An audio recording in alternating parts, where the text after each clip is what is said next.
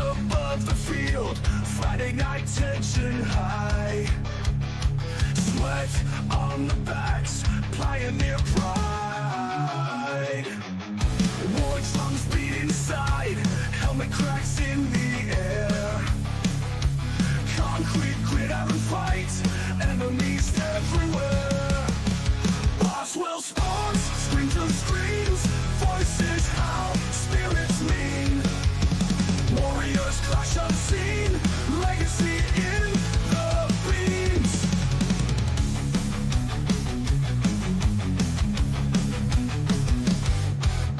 Dust settles under feet, victory cries loud and sweet. Heroes in the heat, a battle so bittersweet. Bones crushed, hearts ignite, bleeding for the fight. Under the stars, in the night, pioneers never die. Boswellsports, screams and screams, voices howl, spirits mean. Warriors clash unseen, legacy in the beams.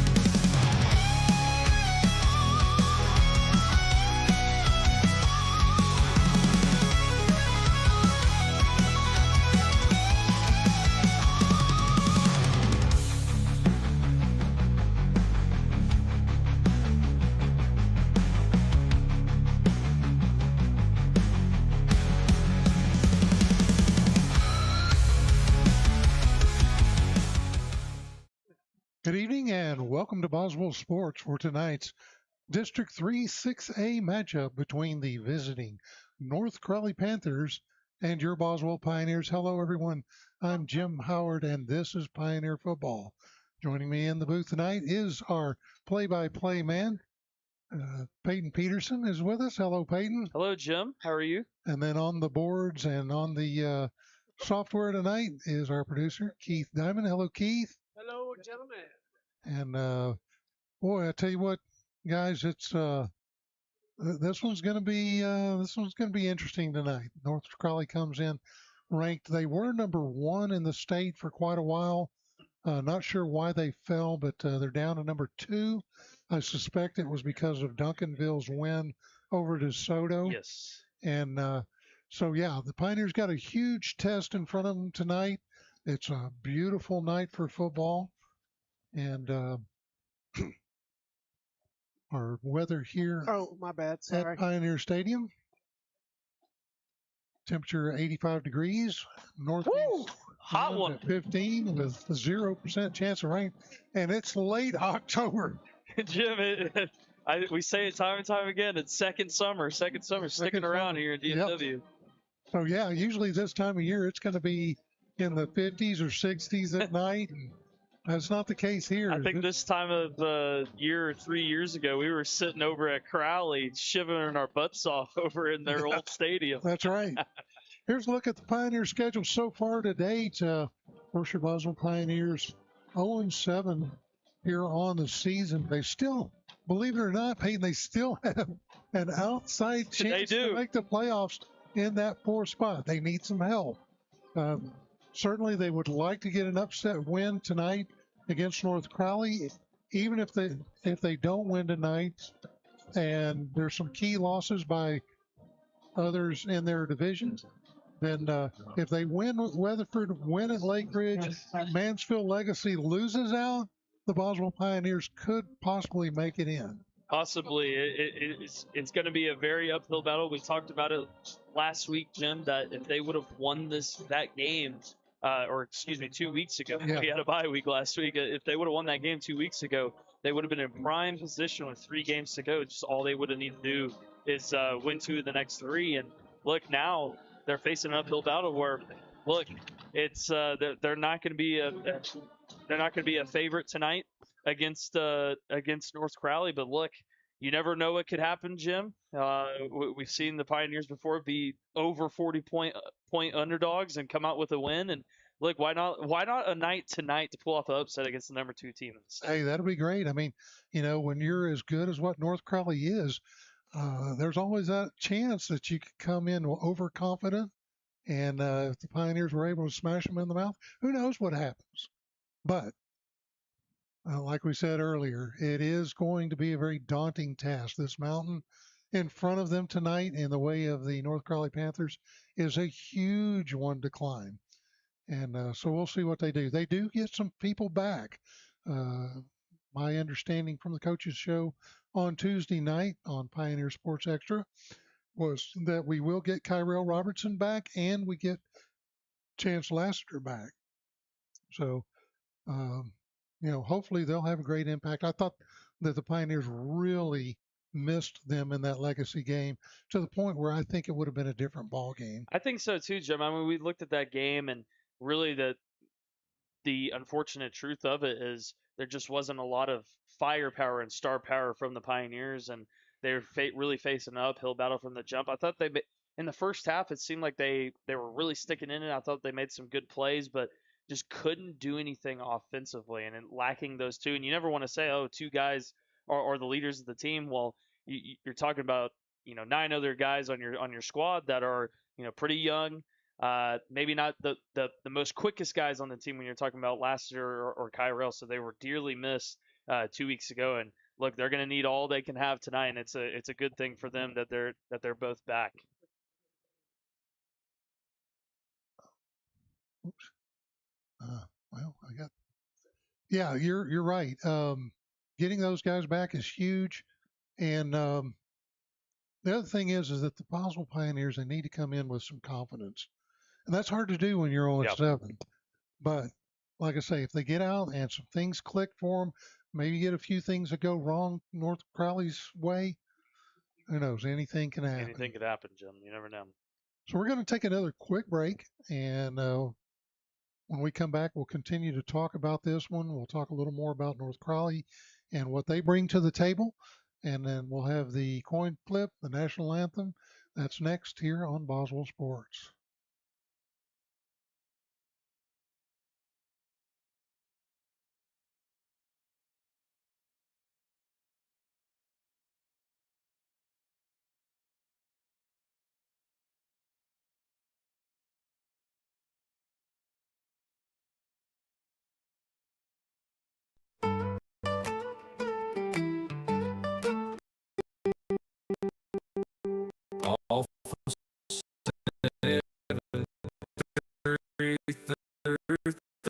There's unload Red's barbecue delights under a Texas sky, with brisket, sausage ribs, and chicken fry.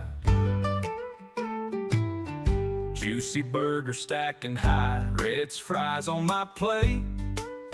Flavor so rich my mouth can't wait. Pay the man, he's got the magic touch. A bite of heaven, it's never too much. Oh, Red's barbecue, make you move like a cow. Tasting Texas pride, no stopping now. From sun up to sundown, this place feels right. Red's barbecue, every single bite. Chicken fried steak, crispy and brown. The tastiest food in our little town. Sauce is poured with love, smoking so fine.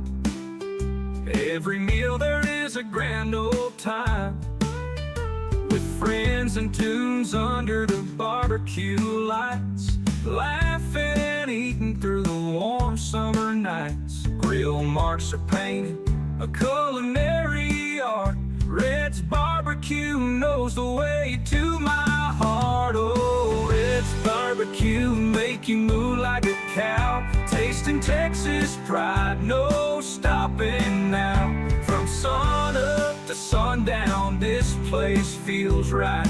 Red's barbecue, every single bite.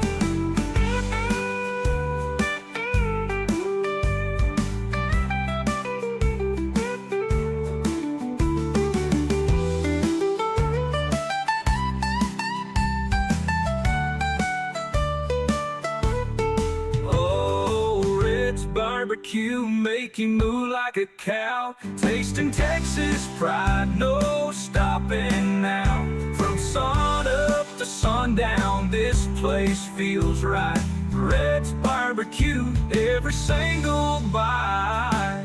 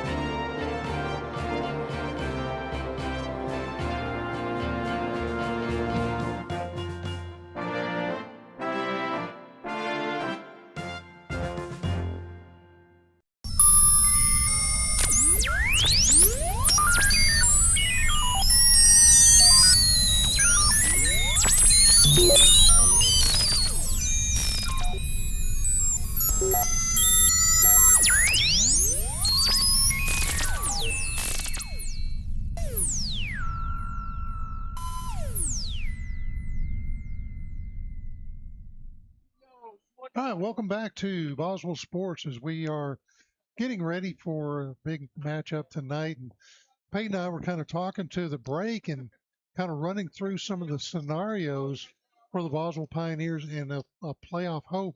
And so if you do the math, Peyton, why don't you go ahead and explain where Yeah, the Jim. Boswell So Pioneers sit? it's the unfortunate reality of this season is, typically around this time we're talking about where is Boswell in their scenario to win district? Where is Boswell in their scenario if they finish second or third? Or what do they need to do to finish in that fourth spot? Well, unfortunately, they are in that scenario where they are really facing an uphill battle for that fourth spot.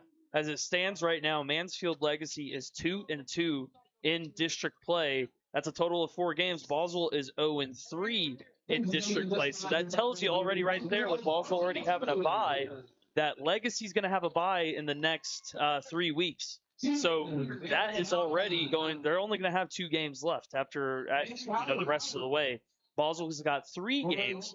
The way that we're looking at it right here, if you're the Pioneers, you have to, if they want a chance to make the playoffs, they have to pull off the upset tonight against North Crowley, and then defeat their 2 next games, which are winnable games, and they're going to be favored in those games, but their playoff hopes ride on pulling off an upset against the number 2 team in the state tonight. And it's unfortunate to think about, Jim, because like we said at the beginning of district play, we were talking about this in the break. If they hold on to that win against Mansfield, they're in a little bit of a better spot, because it would have been a whole different scenario with Mansfield and Legacy, to where a tiebreaker scenario that likely would have gotten in as that 4 and Legacy would have been in that 3. But since they lost that Mansfield game, and since that game happened last week again, or 2 weeks ago against Legacy, they now have to win the next 3 games. They have to win out. They have to win out, and it all starts tonight. So it's going to be an uphill battle. It's going to be tough, and we're going to see what's going to happen here.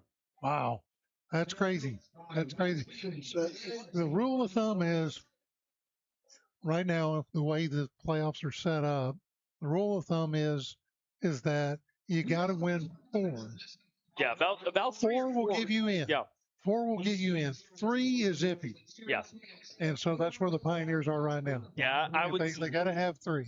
So that's also interesting to think about, Jim, because heading into next year, this district's going to be the exact same amount of teams and all that. So that's going to be probably their target next year, is just got to win 3 games. DeAndre's on here rooting on his little brother. Nice. Oh, DeAndre Lords, yes, had his brother on, Jamarcus Lords, or as we know and love him, Juju. Juju. He was on the coaches show this week, Pioneer Sports Extra.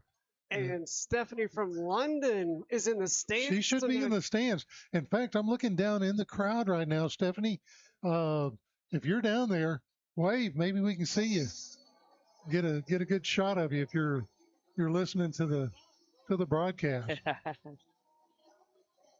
So, Keith, what are your keys to a victory tonight? Mine? I think first, probably the biggest thing is tackling. They've got to wrap up. Yeah. You can't just bump and hope that they knock them down, because this North Crowley team, they'll just run right over you. The next thing is ball control. that is, I think, I'm not even going to have three. I think those two are the absolute must. And if you don't have those two, um, it's Crowley's game. I agree. I agree. And I mean, look, Jim, this is a team where they've got studs all up and down their roster. I mean, let's just take a look at some of their recruits that they have. I mean, we'll start it off at Cornelius Warren. He's one of their tailbacks, UNLV commit. He's got offers from a lot of schools. We got Baylor, Houston, Louisiana, Marshall, Memphis, Miami, UNT, Ole Miss, Oregon State, Texas Tech, Utah, UTEP, and UTSA. We've got 6 more to go through. Quentin Gibson, he is their wide receiver. He's got offers from Colorado, TCU, Illinois, Kansas State, Mississippi State, Pittsburgh, SMU, Washington State, Arkansas State, Army, Bowling Green, Colorado State, Illinois State, Incarnate Memphis, Nevada, New Mexico State, Stephen F. Austin, Texas State, Toledo, UNLV, and UTEP. Drayden Fulbright, their corner, he's got an offer from Tulsa, and that is where he is committed to.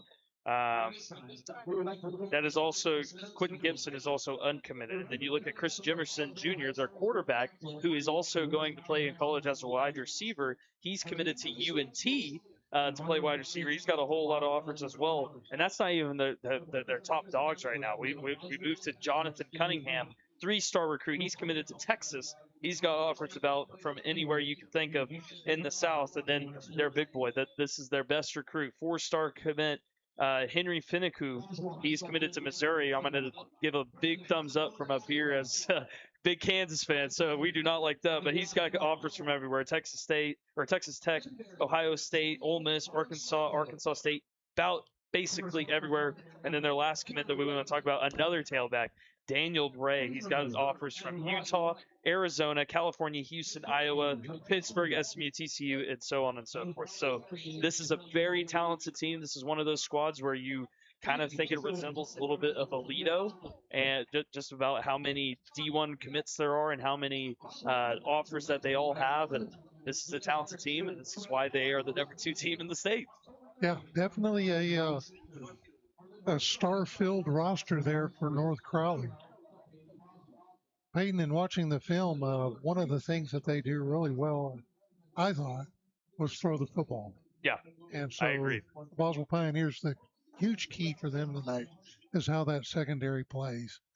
If there's a way to stop this team, it's going to be to try to make them one-dimensional. Yeah, I mean, I agree. I mean, you look at their stats, and I don't think that these are incredibly accurate when we're talking about Max Preps, but I mean, Chris Jimerson, he's a very accurate passer. He's probably going to play very, very similar to the Crowley quarterback, but probably even better, to be honest. I mean, there is a lot of great, smart quarterbacks in this district that we've seen, and it's going to make it really tough for the Pioneers, especially if they can tuck it and run. And, this North Crowley squad, they're very well coached. This is a team that's primed and ready for a state title run this year.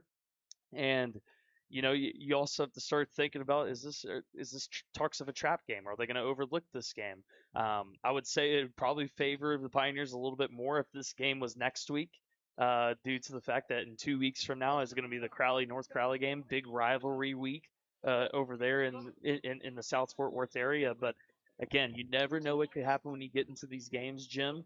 The Pioneer identity over the last 10, 15 years has been, typically underdogs in some big matchups, but always find a way to either compete or even win the football game. So it's going to be tough. This North Crowley team is for sure a lot more talented than them, but, we can talk about what's on the paper and whatnot. It all comes down to what happens when you're on the field and the X's and O's.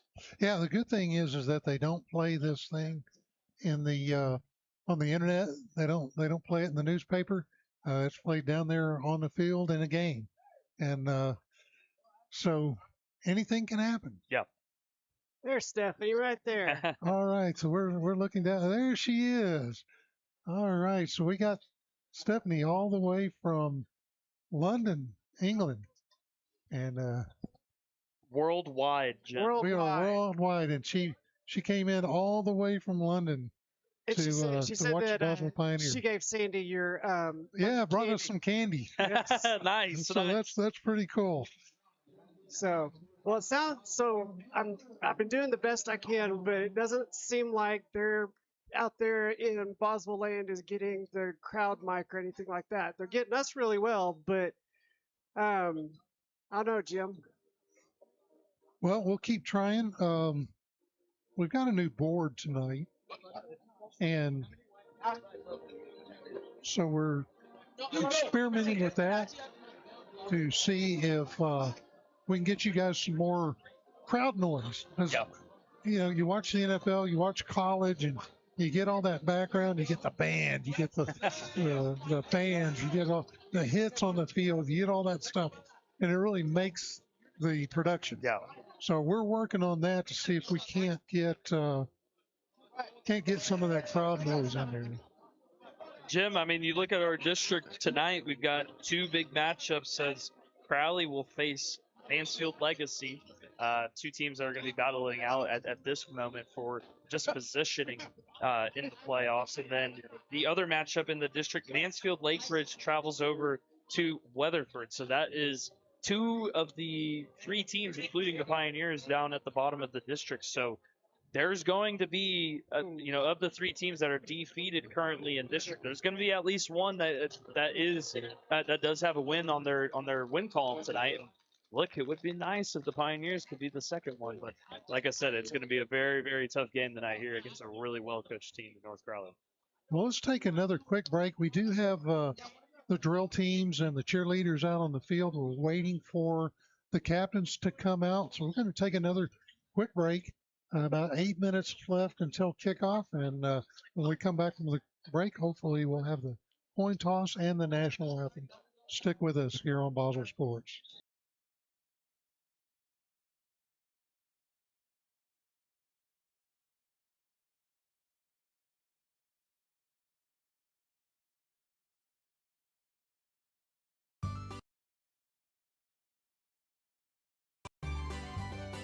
She's a property management specialist. She can help take out the hassle from the rent raise. Let her show you how to become an owner and not just a landlord. Help with rent collection, maintenance, and inspections. That's All County Property Management.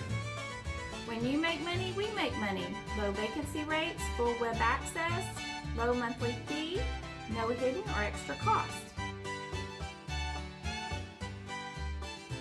Connect with us from a wide range of devices, your smartphone, tablet, and computer. So before you rent your next property, call us. Check us out on Facebook, Boswellsports, Twitter, Instagram. So what are you waiting for? Contact us today. All County Property Management, 817-567-2500.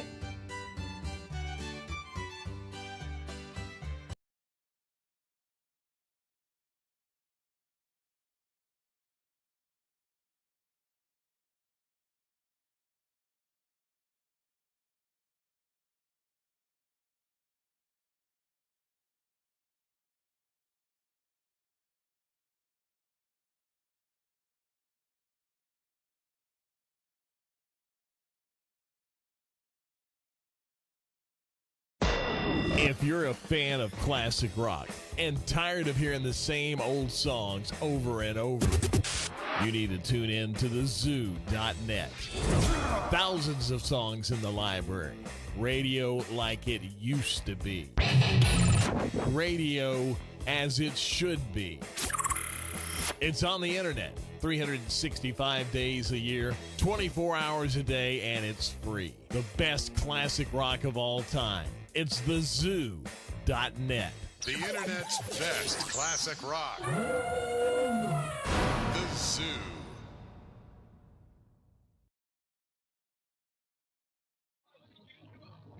All right, welcome back to Boswell Sports. The captains are now down on the field.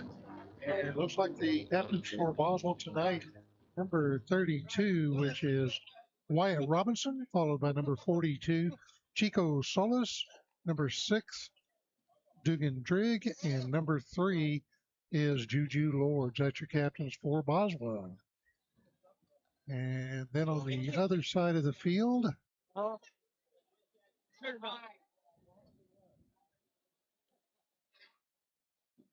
It's going to be number 13, which is Jeremy Cooper. Number 16, which is Elijah Juan Houston. And number 46 is Jerwan Irwin.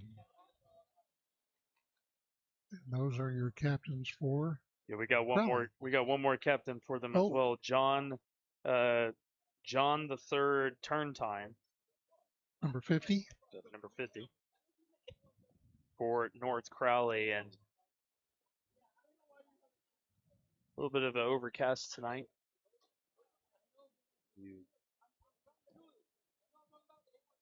take a look here, and fans, we may have potentially. There's some rumors up here in the booth. We may have some sideline mics or excuse me, referee mics tonight, Yeah, we're feeding into the broadcast. So Yeah, we're hoping that we do.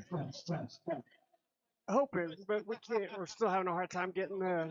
I mean, we can hear the crowd mic in our headsets, but they're just not pulling through on YouTube. All right, they'll meet at midfield. Pioneers wearing all blue and gold. Panthers wearing red, white, and blue. Okay, so it's not the announcer's mic. Those there is our lovely and talented photographer, Sandy Howard, down there about the 46-yard line. Take all those great photos for you. Have those posted on our Facebook page this week.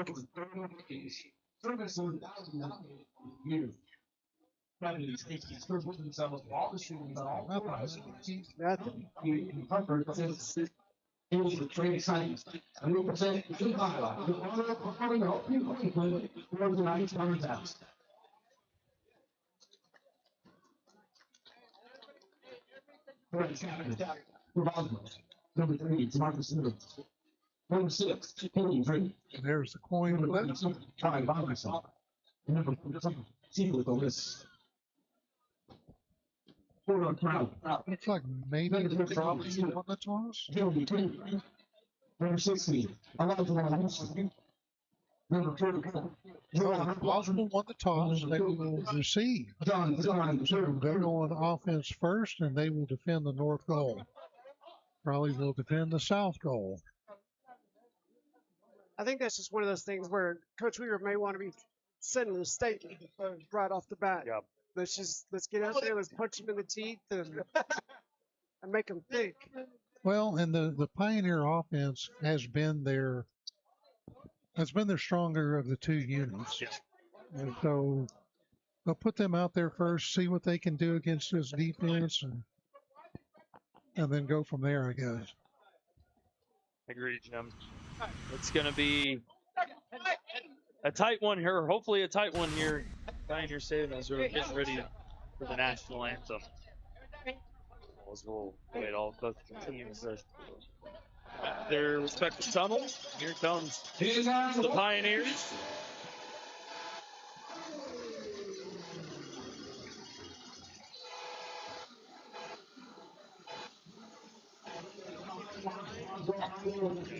Number 56, Aaron Pereira, carrying the United States flag out, followed by the Junior Pioneers out behind them. Pink out night here at the Boss. Pink out night. Breast cancer awareness. Everybody dressed in pink.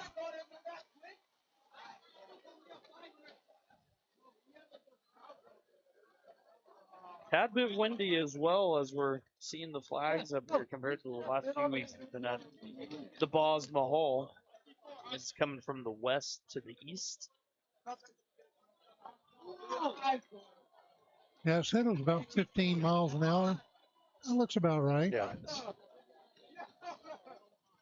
Just wish that wind was bringing some cooler weather because, man, it is going to be quite warm for an October kickoff. Well, I think we may have some rain in the forecast here in the next week or so. That'll be cooler temperatures, a little bit of rain. There's the Chuck Witta, the videographer for the Boswell Pioneers.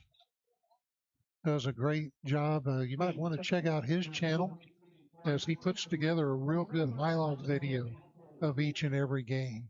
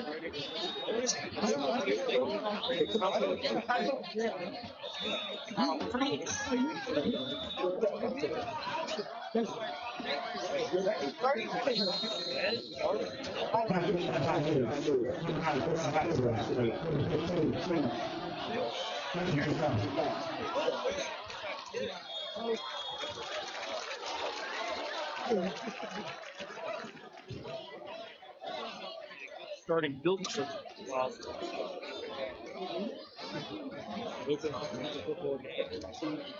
2 weeks ago, the Pioneers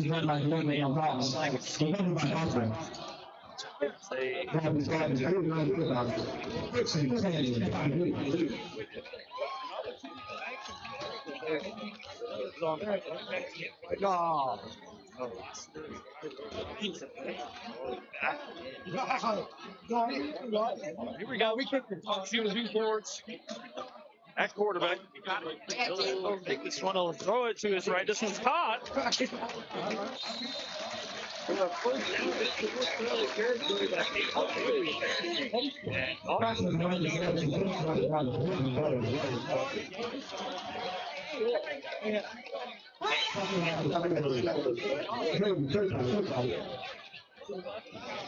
And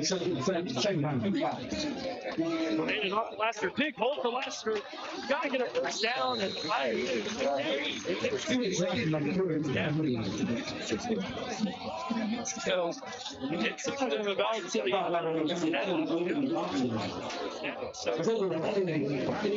first down, two sets of the clock. That ball was incomplete.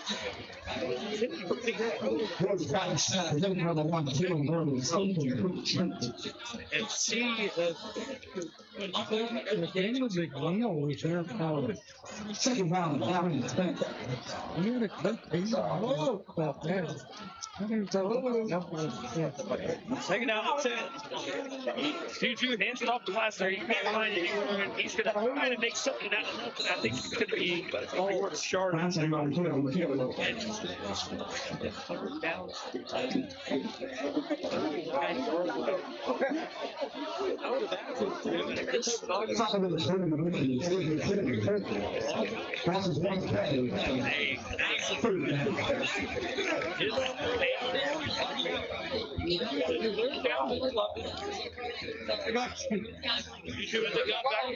Look, they'll throw it over the Laster on a little screen, and North Crowley was all over it, though. It's going to be a big loss.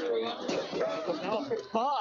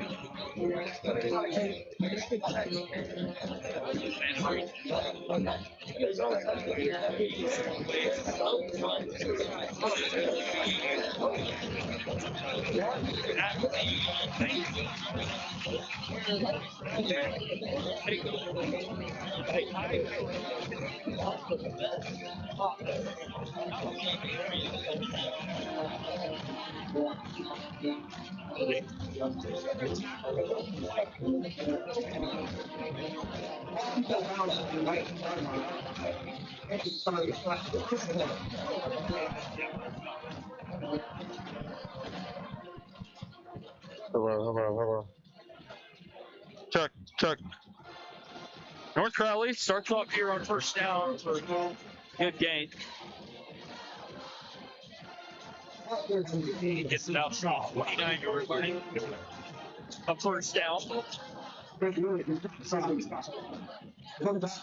Crowley very explosive.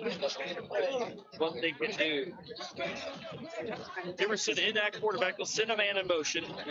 Jefferson back to pass. Looking. He's going to heave this one downfield. Look at the cannon. It's incomplete.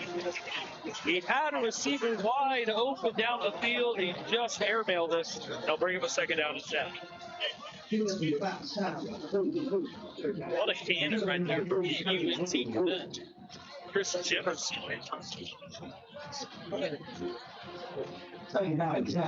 Bring up a second down and 10 now. North Crowley 29. Stick with the sniffer to the right. Running back to the right as well. Jefferson hands it off to the left side. Good hole. He's going to bounce it to the left. Kicks it to the outside, and he'll be marked out at the 42-yard line. A good carry there from Jaden Shaw, the junior tight end for North Crowley. Bring up yet another first down for the Panthers. Second in this drive.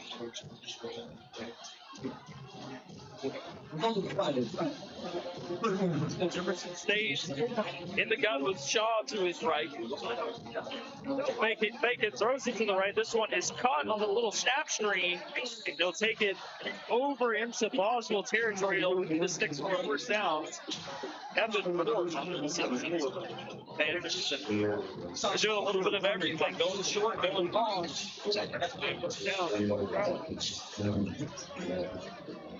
Shift everybody to the left now. Center to the left. Running back to the left. They'll hand it off to Shaw towards the right side. Bounces his way.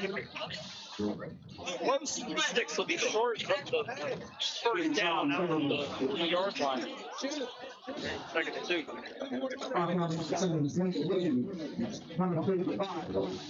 Crowley going a little bit quick here.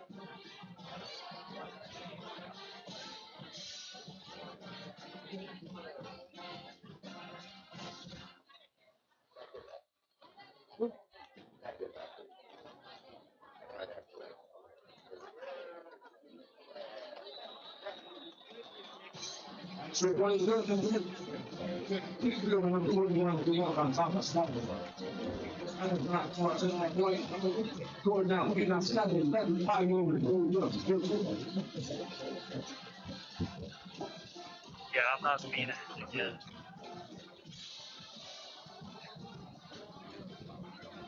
That would. Hello. Hello. Yeah, I'm not going there. There you are.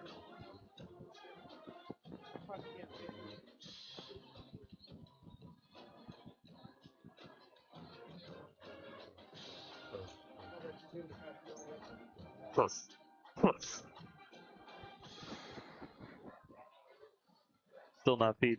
But Jim's playing it on his phone, and you could hear. See? See now? It pauses for a second, and then it'll come back. Test, test, test.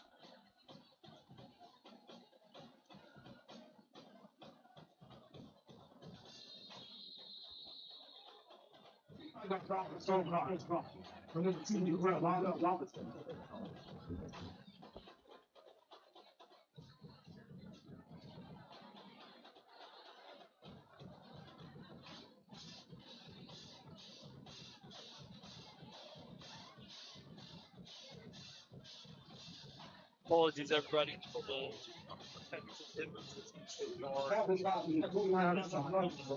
It's still lost him again. Yeah, I lost. There it is. All right. Keep So here we go. Juju will hand it off to Lassiter, who's met at the hole. He'll have no gain there. I'll bring up a second down and 10 from the 39-yard line.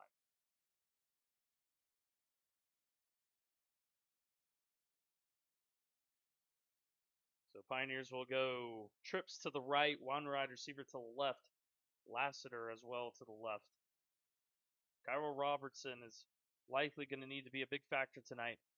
So bring him a second and 10. Juju back to pass, looks, throws this one. This one's caught under the middle, and it is Cairo Robertson. He'll bounce it to the outside. He's hit out of bounds late, and there's going to be a 15-yard penalty against North Crowley and an automatic first down for the Pioneers. Wow. And that's what they missed. They missed Cairo Robertson out there on the football field. They missed him against Legacy, and it showed. And you show him there, he's got some energy to him. He's got that speed, got the good hands, comes up with a good catch and the first down.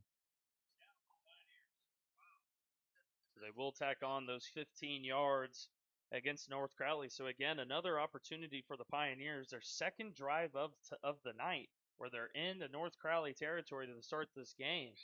And Jim, I mean, when you're in this side of the field, you need points, especially against a team like North Crowley. And now another good opportunity for Boswell. Juju in the gun. He'll hand it off to Lassiter. He'll try to bounce it to the right side, and he just can't get anywhere. North Crowley filling the gaps well against the run game. And they knew coming into this game that the Pioneers are a run-first ball club, and we're seeing it on display here defensively for North Crowley. Yeah, they're just those front three are just staying at home, maintaining their gaps and plugging up the holes. There's nowhere for Lassiter to run. Second and 10.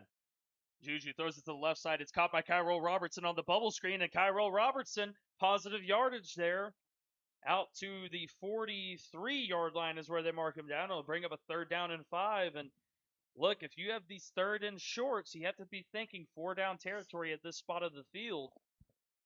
Just do not allow any loss of yards here where you need to punt it away on 4th down. If you can get it to 4th and 4, 4th and 3, that is a great territory to be at if you want to go for it on 4th down. So Juju stays in the gun. He'll hand it off. No, he'll fake it to Lassiter. Throws it to the right side. It's caught by Peyton Wilson. A good move, but what a great tackle there from North Crowley's Drayden Fulbright. He is a D1 commit. As it is no gain for the Pioneers, actually a gain of 2. But it brings up 4th down. It will bring a 4th down. And look, I said it. Stay in that 4th and 3 territory. You can go for it, and that's what they're going to do here. 4th and 3 now from the 41. As they're going to go quads package with 2 receivers to the left and the right.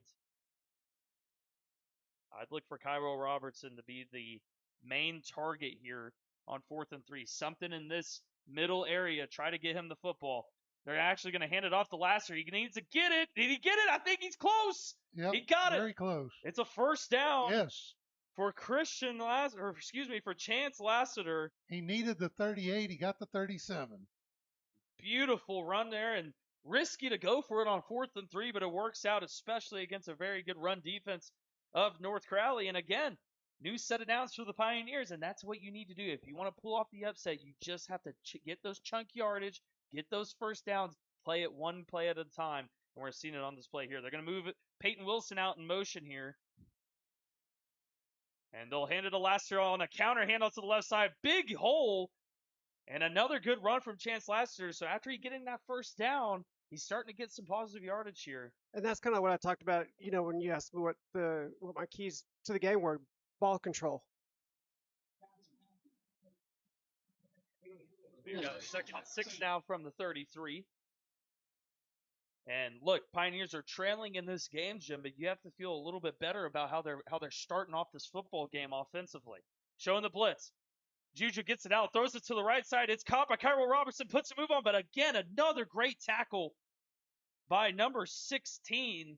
That is Elijah Juan Houston, and we're seeing it on display, Jim. Typically against other ball clubs, Pioneers are having great play calls here, and typically you'd see Cairo Robertson escape out of that and make a man miss, but we are seeing a finely coached football team in North Crowley where they're flying to the football and making those big tackles in the open field that we don't typically see in this district. Well, part of what made that successful for North Crowley was if Peyton Rhodes could have held on his block just a little bit longer.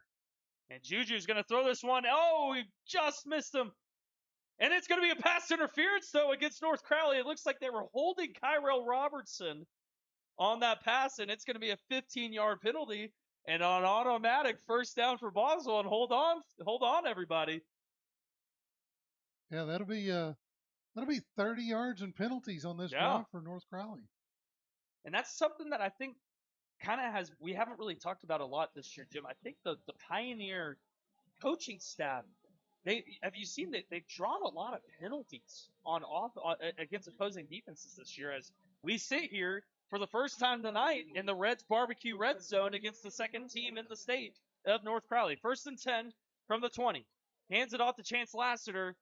He'll get they're going to give him a yard to set up a 2nd down and 9. And look, Jim, I think this is what we have to talk about the rest of this game. If they get into this 35-yard line territory against North Crowley, the goal and at the rest of the way is really it's 4-down territory, I think, especially trailing by 7 the rest of this game.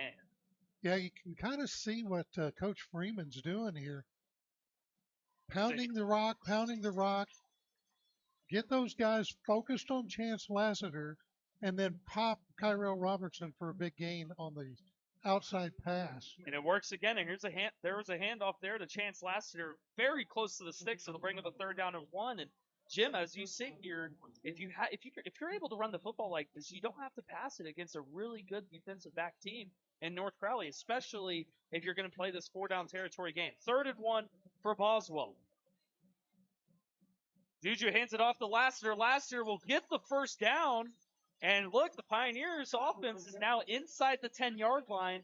It'll be no more, yard to gain. It'll be a 1st and goal. Yeah, 1st and goal at the 9-yard. And it's been 3 weeks since we said Reds Barbecue Red Zone. Yeah, it has been a long time since the Pioneers have been in the Reds Barbecue Red Zone, and now they have a chance to get into the end zone for the first time tonight. Juju looks, throws it to the right side, and that ball is going to be intercepted on the slant. North Crowley saw it, and this one may be returned to the house. It will be 93-yard pick 6 for North Crowley. That is Drayden Fulbright. And just like that, North Crowley spoils the hopes of the Pioneers. You hate to see that.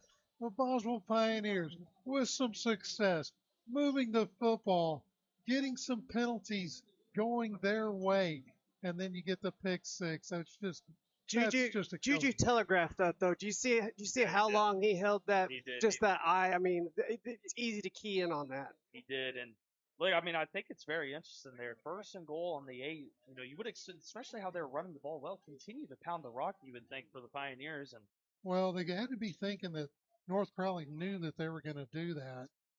Trying to catch them off guard as the extra point is good here, but man, I tell you that's just a heartbreaker. very unfortunate right there for Boswell as now North Crowley leads 14 to nothing here with 2:50 left here in the first quarter. And something that I liked about that drive outside of the turnover that led to a touchdown there for Boswell was they were they were able to milk a ton of clock off. I think if you want to pull an upset against a North Crowley team, you have to maintain time of possession. And look, this is an offense that they're going to be going against that is very high powered and has a chance to put a lot of points on the board. And look, if you can force their defense to be on the field for a lot of this football game, get yourself a chance to get in this one. And look, I mean, they're down 14 to nothing, but the first 2 drives, there've been a lot of great things that we've seen with the Boswell offense. A lot of penalties against North Crowley's defense, but look, they've been able to drive the ball down the field well, and they're going to need to do it here on this next drive. As this one, it will bounce out of bounds. It'll be again another penalty against North Crowley. Kick out of bounds. We're still, they can hear us, but we're still struggling with marrying the two, us and The crowd noise. and the crowd noise. So it's almost like it's one or the other. Wow. Well, if May you have to go back to the old fashioned. if you've been a Pioneer fan for any amount of time, you know that our motto is duct tape and baling wire. Yeah. And Jim is not afraid to try something new. Sometimes it works, sometimes it doesn't. This may be the case with this, is that it doesn't. Here we go. Pioneer offense back out on the field. Chance Lassiter, really good offensive drive here against one of the best defenses in the state on that last drive. And they're likely going to go to him here as they're going to stack the receivers on both sides. They'll hand it off to Lassiter. They meet him at the line of scrimmage. It's going to be a loss, though. Oh. Yeah, Jamori Beasley just came busting through the line there. Lassiter really had nowhere to go. Unfortunately, it results in a loss for the Pioneers. They'll bring up a 2nd and 13 for Boswell. Here from their own 27. Every drive so far for the Pioneers, they've been able to get into North Crowley territory. They're maybe looking to do that again here, but also get into the end zone as we get close to the second quarter. Juju drop back to pass. He's going to throw the screen to Lassiter, and North Crowley's all over. He breaks the tackle, though, tries to reverse field. It's still going to be a loss, though, as this North Crowley defense, they're able to recognize the play that is happening. And if there's a broken tackle, everybody's swarming, and there's somebody right there to clog it up. And as it will bring up a 3rd down and 20 for the Pioneers as they're going backwards here. Got a picture there of somebody actually watching the game while watching the game. Watching the game while watching the game while watching the game. Yeah. Here we go, 3rd down and 20 for Boswell. I'd look for probably a run here. No, they're going to draw back the pass. Juju looking, scrambling out to his right side. Good pocket presence. Finds a man. It's a high throw, though. It'll be incomplete. Intended for number 15. That's Jackson Trambler, another sophomore wide receiver. The punting unit will come out yet again for the Pioneers. Now, Traxel actually has been pretty solid for the Pioneers. Yeah. That time just had to get a lot of air to try to grab that ball. Yeah, but ball was a little bit high, and that's something that Juju's had a lot of issues with this year is the high pass, especially on the run. He is a sophomore, everybody, just remember, a lot of stuff that he's going to have to work out, but a lot of potential, as you just saw in that pocket presence right there from Juju's really good. Something that we've seen really develop over the last few weeks. This one is punted out of bounds. at the 45-yard line, and that is where North Crowley will take over with a minute 16 remaining here in the first quarter. We need a sound guy. We need somebody that understands soundboards. Yeah, because I don't. I know I don't for sure. Need a sound guy, need a camera guy. Hey. Wait a No. minute. I was saying a field camera guy. Ah, I was gonna say we need a play-by-play guy. Just kidding. need a color guy. Here we go, back to pass. North Crowley looking. It's going to be a screen, but he's going to have to tuck in a run, though, to avoid a legal man downfield, as it'll be a gain of about only 2 for the UNT commit. So number 55 is wearing these bright yellow shoes. That's going to make it a little bit difficult. Yeah. Because every time he runs, I think there's a flag at his feet.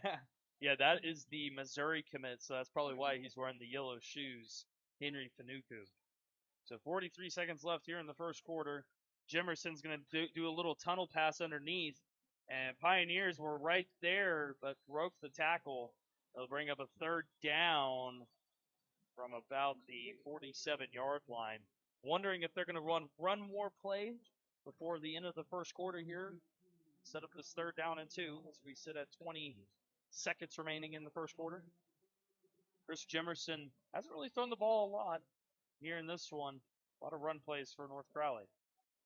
Jimerson will hand it off. He'll bounce it to the left side. This one is a different running back for North Crowley. Their third different ball carrier. That is Daniel Gray, senior tailback, who is also highly coveted for a lot of Division I schools. And that will do it for the first quarter of play, where North Crowley leads your Boswell Pioneers 14-0. We will take a short break and get ready for the second quarter here on Boswell Sports.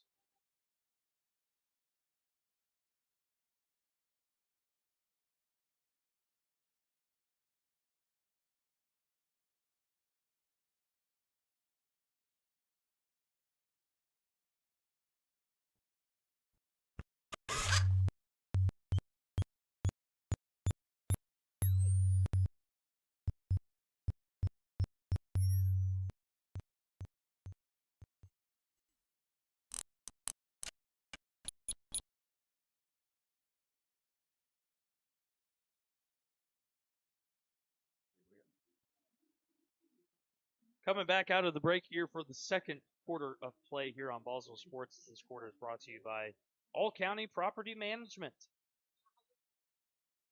You got something to rent or need? I always mess that up. Jim, just do it. I try, but you know. Like Keith, if you need help with rental property, All County Property Management. If you just need help in general. Jimerson sends a man out in motion to the left. Jimerson looking, throws across the middle. This one is caught. What a beautiful ball, as he will take this one into the end zone untouched for a touchdown for North Crowley. Trying to get the number there. It looks like that was number 6, Quentin Gibson for the Panthers. That's a good job by Gibson.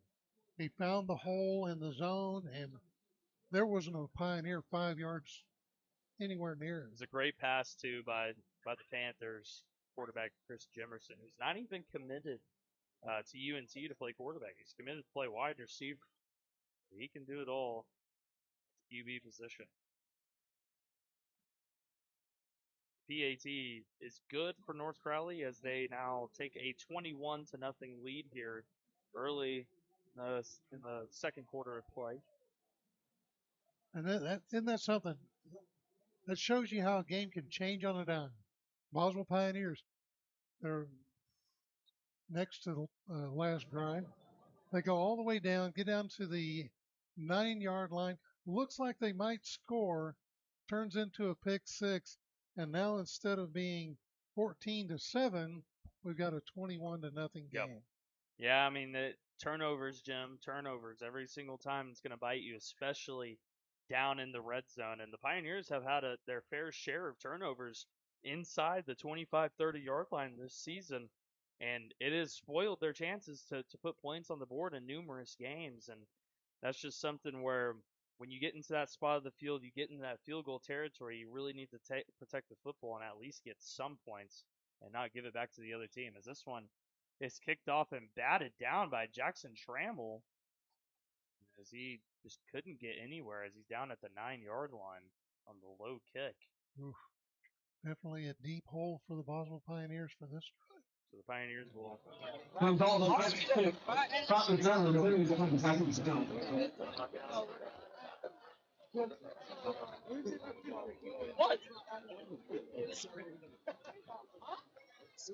Ball spotting, 10-yard line.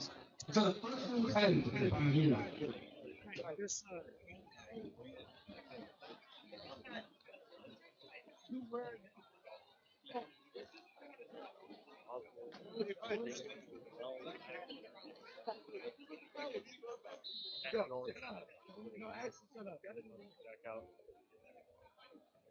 that tailback for the Pioneers. Juju in the gun. It's a handoff to the left side, and over it. They get it right inside. Just great. Lassiter tackled Gaff. Nothing was there. Kept trying to force that whenever he had a little bit of room outside. Just didn't see it.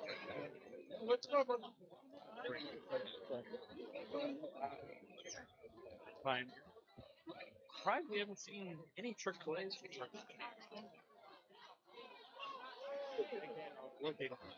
Scrambling, throws it on the run to the right. He finds Jackson Trammell with the knee. So it's interesting that you bring that up. Real fast. And Number 15 tackles bounds. that's struggling. The philosophy of it, because you have a chance, his chance, and Russ Weaver was saying, was to keep it simple. So, you got to get those basics down first before you can go in and start going from the back. Chris, I think that's what's happening here. They're down to 9 from their own 11. Juju will hand it off to last to the left side. Going to be net right at the line of scrimmage again. Give out.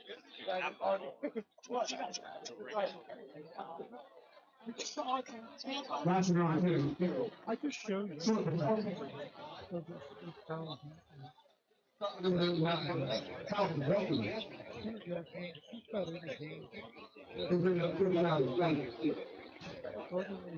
Here, being gobbled up, you can see the difference in the penalties.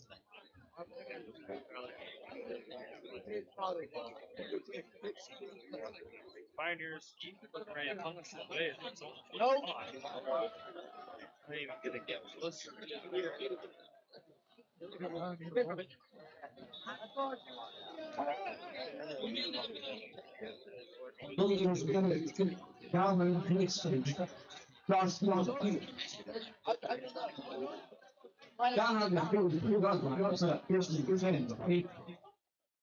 Offense that has been very high powered throughout this season with Chris Jimerson at the quarterback position.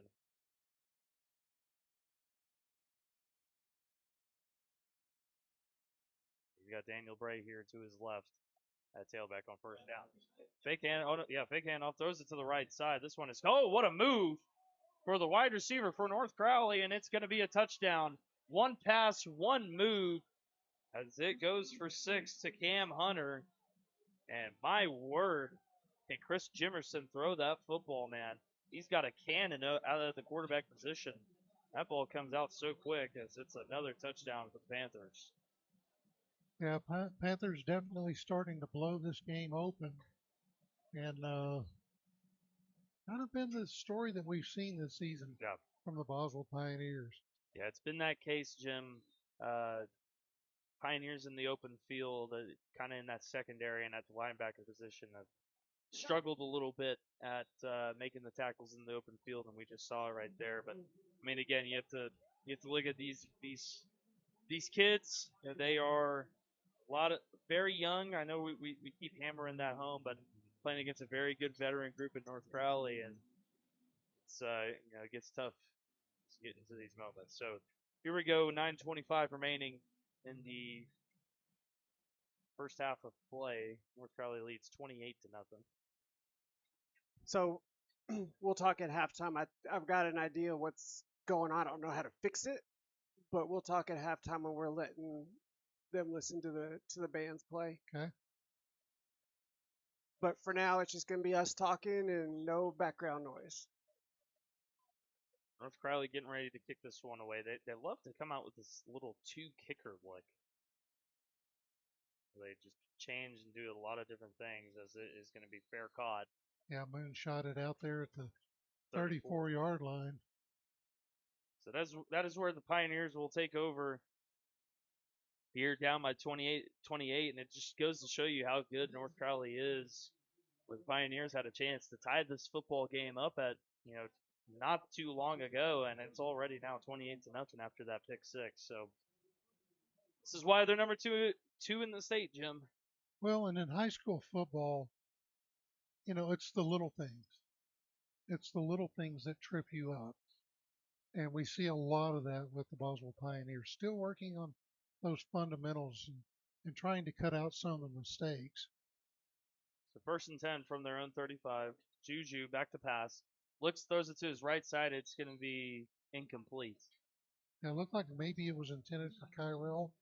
Had Peyton Rhodes there in the area as well, but there were all kinds of white jerseys on that side of the field. Yeah, I mean, just looking at the replay, it looks like he just threw it in between them. Just missed both of them on the hitch there. So it's going to bring up a 2nd and 10 for Boswell. Juju hands it off to Chance Lassiter, who is going to lose a yard here. He's going to lose 2 yards. Yeah, Lassiter again heads into the hole, sees there's nothing there, and then North Crowley's doing a good job of closing on the edges. Yeah. He's got nowhere to bounce out to. They knew the scouting report coming in. North Crowley did that. This Pioneer team relies on the run, and they rely on Chance Lassiter for good measure. I mean, he's been very, very good for Boswell this season, but it gets very tough when you got Chance running against about 8 guys on every play. So 3rd down and 12. Juju back to pass, steps up in the pocket, looks. He's going to scramble to his right, pumps, still looking. He's going to have to scramble it here as he slides and gets down.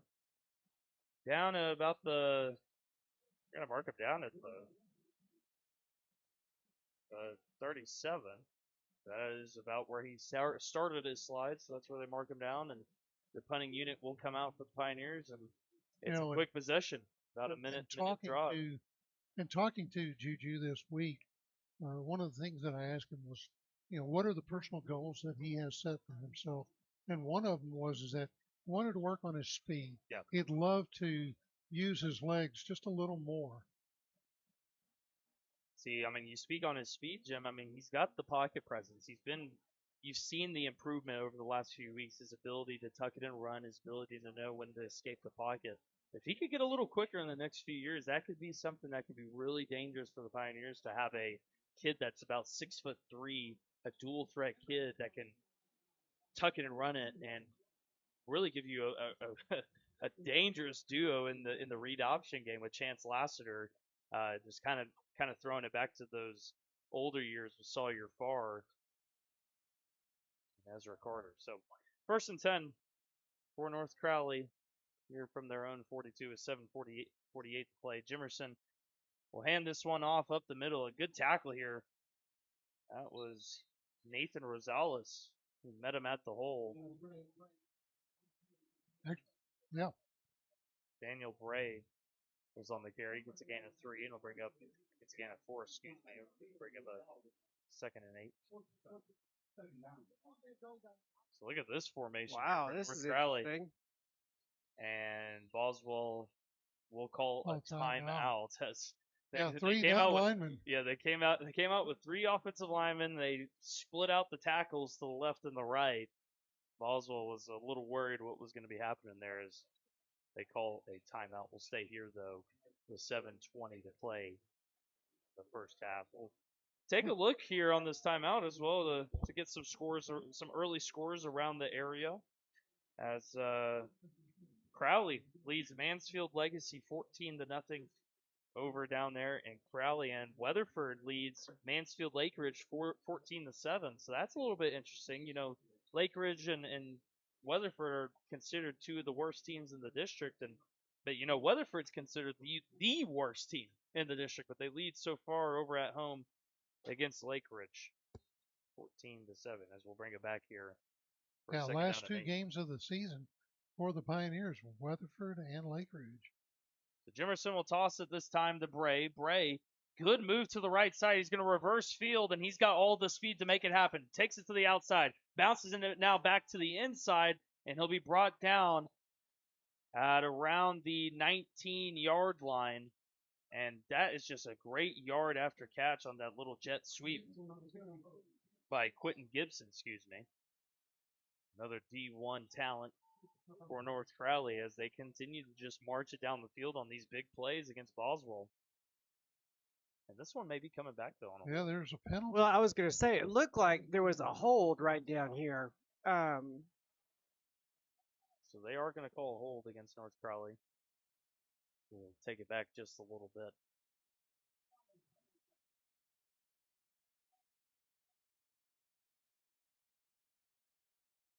Wow, that's going to put them all the way back to the 48.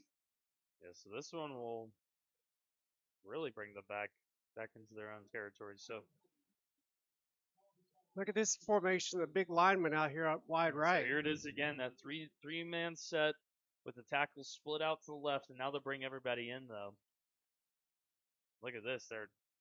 That's just, how do you even stop that? I mean, I don't know how you prepare for that. It's going to bring up a 2nd down and 4.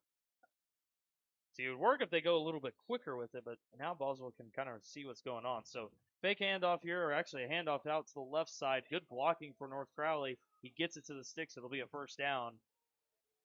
That is Daniel Bray on the run. And a lot of different ball carriers tonight for North Crowley. Just getting a lot of different guys some opportunities. Yeah, not to mention, I mean, you're up by 28. You're feeling pretty confident, and now they go into that preservation mode. Yeah. Where you don't want to get your studs hurt. So they'll throw it out to the right side. Had those linemen upfield, and good tackle. A good tackle there at the 35-yard line.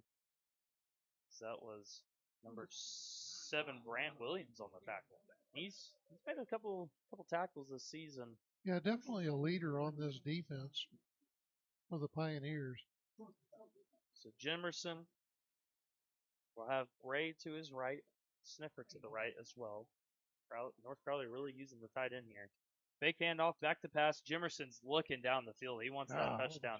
All the time in the world. Throws this one down the field. Jimerson, a good ball. And this one is incomplete.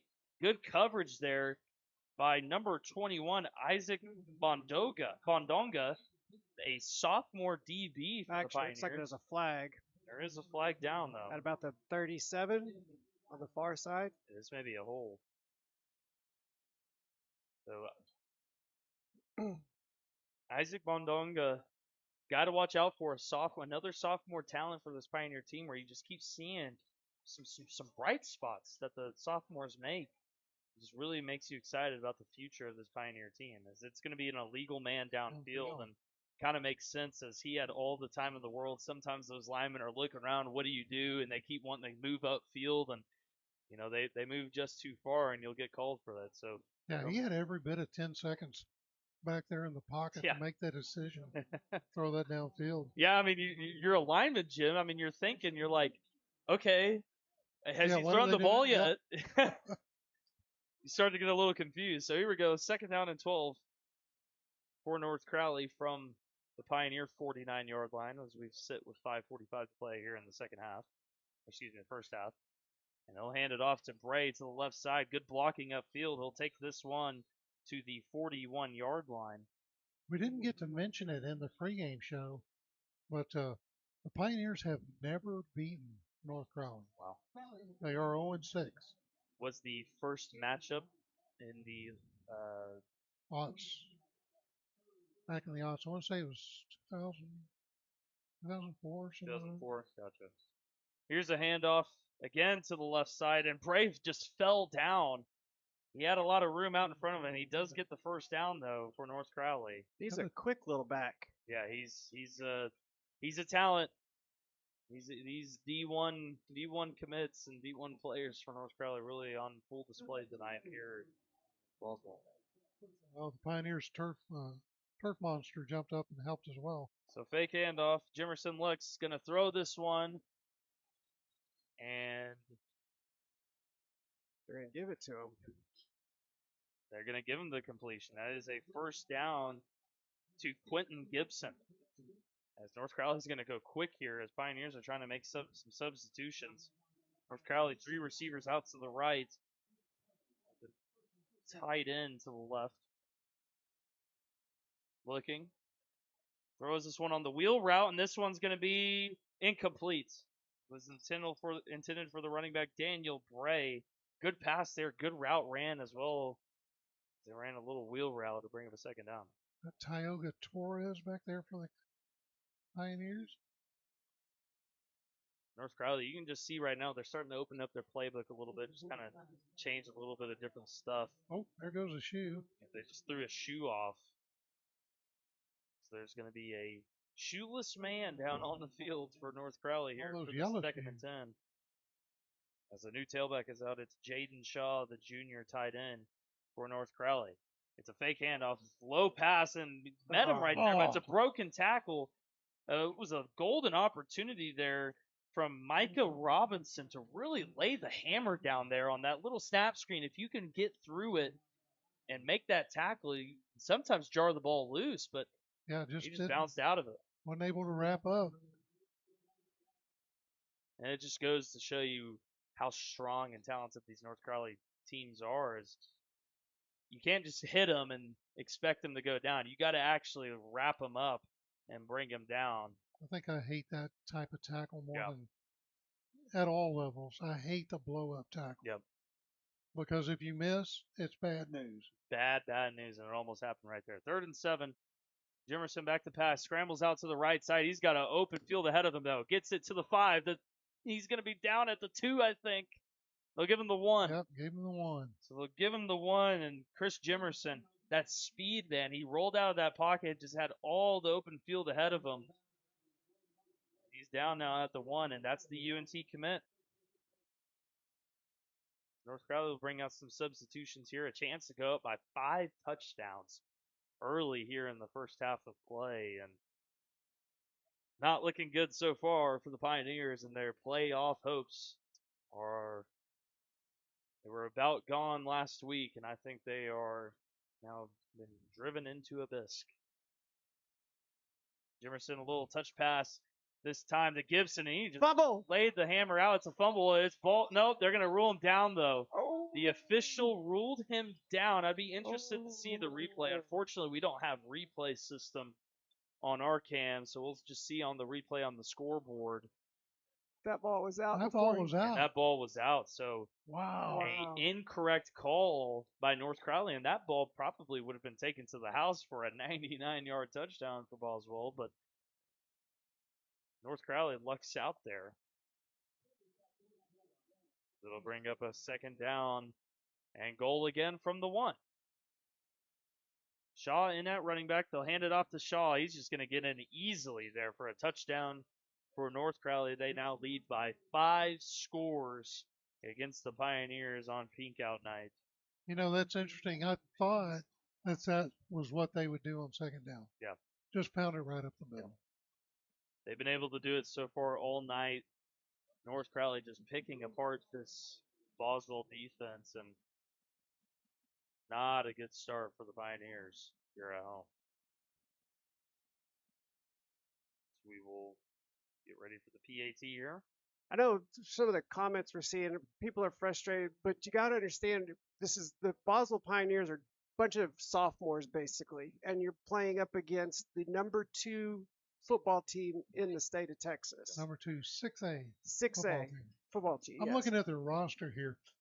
You know, just to kind of contrast it from what we saw 2 weeks ago against Legacy, where we saw more guys on the sidelines in civvies than we saw in pads. Yeah. I'm looking at this North Crowley roster. It's a page long and about a number 6 font. Yep. They've got a lot of bodies over there. Yep. A lot of kids to choose from and a lot of talent. Yeah, a lot of depth and a lot of good kids on their depth as well. And we're gonna take a few scores here around the district as Eagle Mountain actually out to a 7-0 lead against Bridgeport. So that's a little bit of a surprise over there. Well, Bridgeport kind of been a down. They're in a down season. Yeah, a little bit. South Lake Carroll only up by 7 against LD Bell. LD Bell is trying to pull off an upset over there in South Lake. As we'll take a look at some of the scores a little bit later, and it's going to be an offsides. I think it called against North Crowley, or I don't think Boswell was ready. So re-kick. Peyton, help me to remember here. Have the Pioneers had a penalty yet? Pioneers have not had a penalty It's so all far yet. been on North Crowley. Yeah, I mean that's kind of been the Boswell way this season. I mean, not a really big penalized team. Even though they're a bunch of sophomores, you would think that they'd be a lot really undisciplined, but they're not. Not a lot of boneheaded penalties, not a lot of mistakes.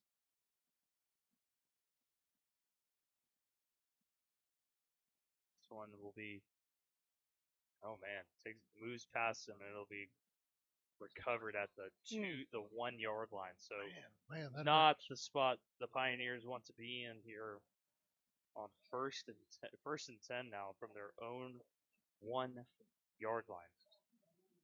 Here's an interesting score over in Aledo. Richland leads the Aledo Bearcats 21-14 in the second quarter.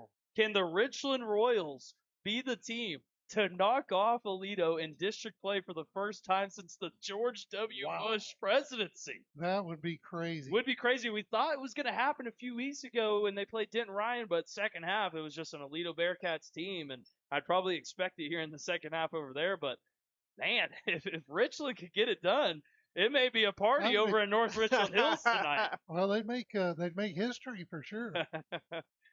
So here we go, first and 10 from their own 1 yard line. They're well into their own end zone. North Crowley's showing the blitz, hands it off to Lasser. He barely gets it out of the end zone and probably gets about a half a yard past the line of scrimmage. And look, on this second down, it's still going to be scary here, Jim. Yeah. They're going to be back in their own end zone, and North Crowley really in this football game has been able to get in the backfield.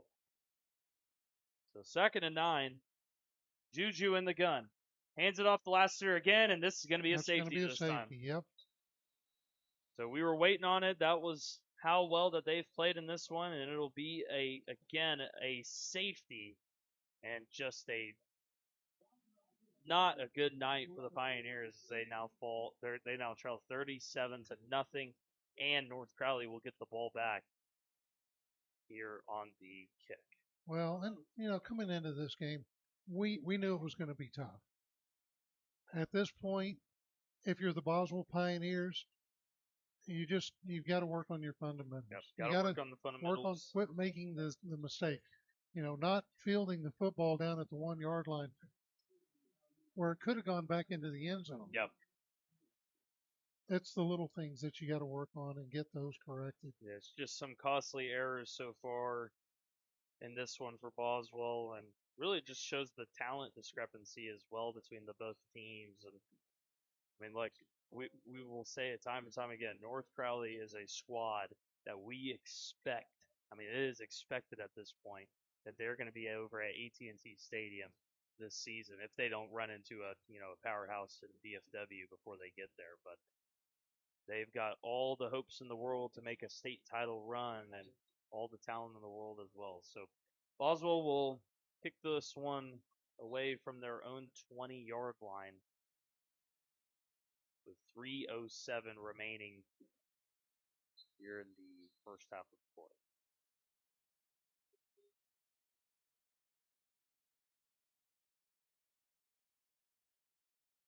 Well, Peyton, at what point do you think that the decision will be made for a running clock? I mean, if they get a touchdown here, I'd assume probably at the half that is when that decision will come, as this one is actually a good kick, considering the spot. It is return, and this one's going to be a touchdown. absolutely untouched for North Crowley. As it'll go to the house, and actually there may be a penalty down. I hear some whistles down on the field, Well, I'm looking for the mustard. unless I it don't, was a celebration whistle. I can't find a mustard. yeah, I So don't see any it mustard will on the be a money. touchdown again for the Panthers, as they are just tacking it on Pioneers here. So how do you keep your team even motivated? How do you? I mean, they're at this point. I don't want to say I fault them, but I understand being checked out at this point. I mean, Keith, it's tough. I mean, being down this much, especially not even halftime yet. Oh, what is that flag? Oh, they're waving it off. But I think if you're really, I mean, if you're just one of the young kids on the team, or even if you're a senior, I mean, you just got to enjoy the moment to be out there. And That's it. If I'm Coach Weaver, I'm telling them, look, you know, let's have a good time out there. Yep. Enjoy yourself. If the score ends up being 100-0, so be it. Yep. But get out there and enjoy yourself. yeah, I think sometimes we forget about this. These are kids out here. It's high school kids. It's supposed to be a fun game. They're supposed to enjoy it. You know, obviously losing is not fun. Not winning a game so far this season is not fun. But you're getting to do something that not a lot of kids get to say they did. Get to play football in high school in the state of Texas. As the PAT is good. North Crowley leads 44-0 Let's here take with 2:56 to play in the first half. let's take a quick break. Let's take a quick break here.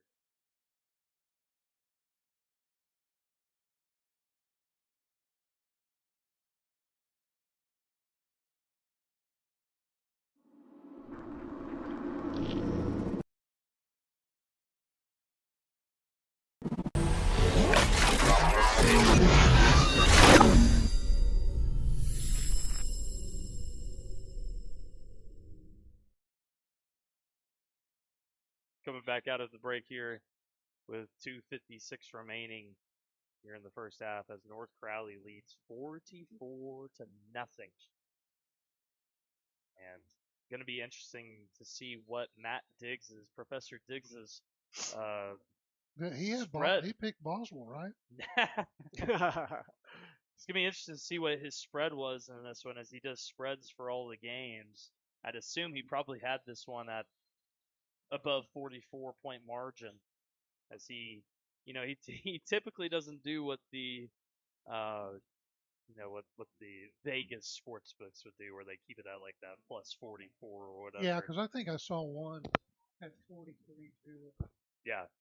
Yeah, I mean, sometimes he has it at like plus 62 sometimes, so it's going to be interesting to see what that is. So 2:56 here remaining in this first half, as the Pioneer offense is back out onto the field. Juju at quarterback with Chance Lassiter to his right. First down. Juju, it's a little delayed handoff to Chance Lassiter, breaks a tackle, breaks another. He spins out of it, and he's going to lose even more yards. It's going to be a face mask, though, against North Crowley, as he grabbed him by the face mask, and it'll be a 15-yard penalty against North Crowley. So, again, their third 15-yard penalty of this game. Yeah, really. I mean, if you're North Crowley, you got to be concerned about some of what you've seen in the way of penalty yardage. Yeah, because when you start getting going in that third, fourth round part of the playoffs, or even in the first round of the playoffs, you never know who you could have to face in that first round. Because of the whole 6A matchups not being a 1 versus 4, sometimes you could end up having to play the second best team in that opposing district. You just got to be a little bit cautious about the penalties. So it'll be a first down. Juju looks under pressure, steps up in the pocket looking, and he's going to be brought down at the 41-yard line. Good pocket presence there again. Nobody was open. Didn't force it at all. Just tucked in and ran it and got a gain of 1. So the thing that I do like about what I've seen from Juju tonight is that we see him using his legs a little more. Yeah. I was hoping that we would see that sometime this season, because I do think he has that ability. And if they can give the Pioneer offense another threat, that's what they need to do. Because right now, North Crowley, all they're worried about is Chance Lassiter. Yeah, that's the only person they're worried about, and especially they're only worried about Kyril Robertson on the quick game. If you can put pressure on Juju, it makes it really tough to even get Kyril Robertson the ball. So they've had a really good game plan in this one, and I think North Crowley took a timeout. I'm not sure the reasoning for the timeout. I want to just say thank you to everybody who has tuned in to watch the Pioneers this season. We know, that we may not be a number one broadcast, but we do appreciate you guys tuning in and watching the production here on Boswell Sports. So Juju throws a little swing pass out the Chance last year. Good spin move. Breaks the tackle, and he'll get lit up just past the line of scrimmage. Got about a gain of 1. They need to do something. If they can get Lassiter in space, Yep. and I don't know how you do that, but it looked like they were trying it there with a little pass out to him.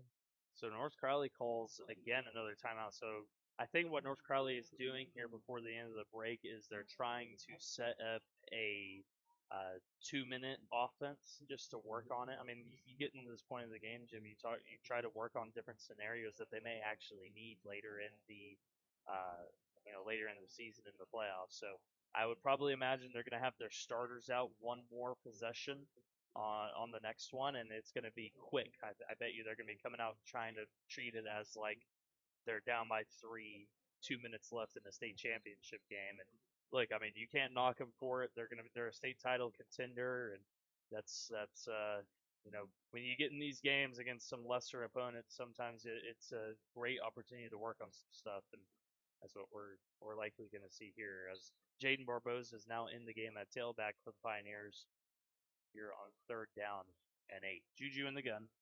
Back to pass. Looks. Throws it out to the left side. It's caught by Barboza on the little wheel route. It's going to be a 1st down, and he gets out of bounds.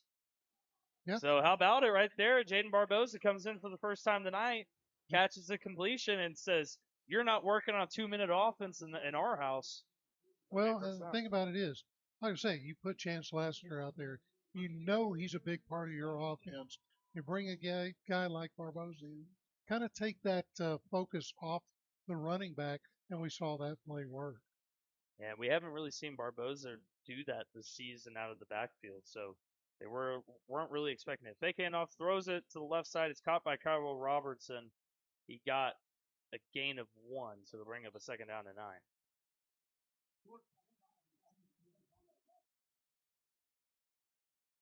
So 2nd and 9.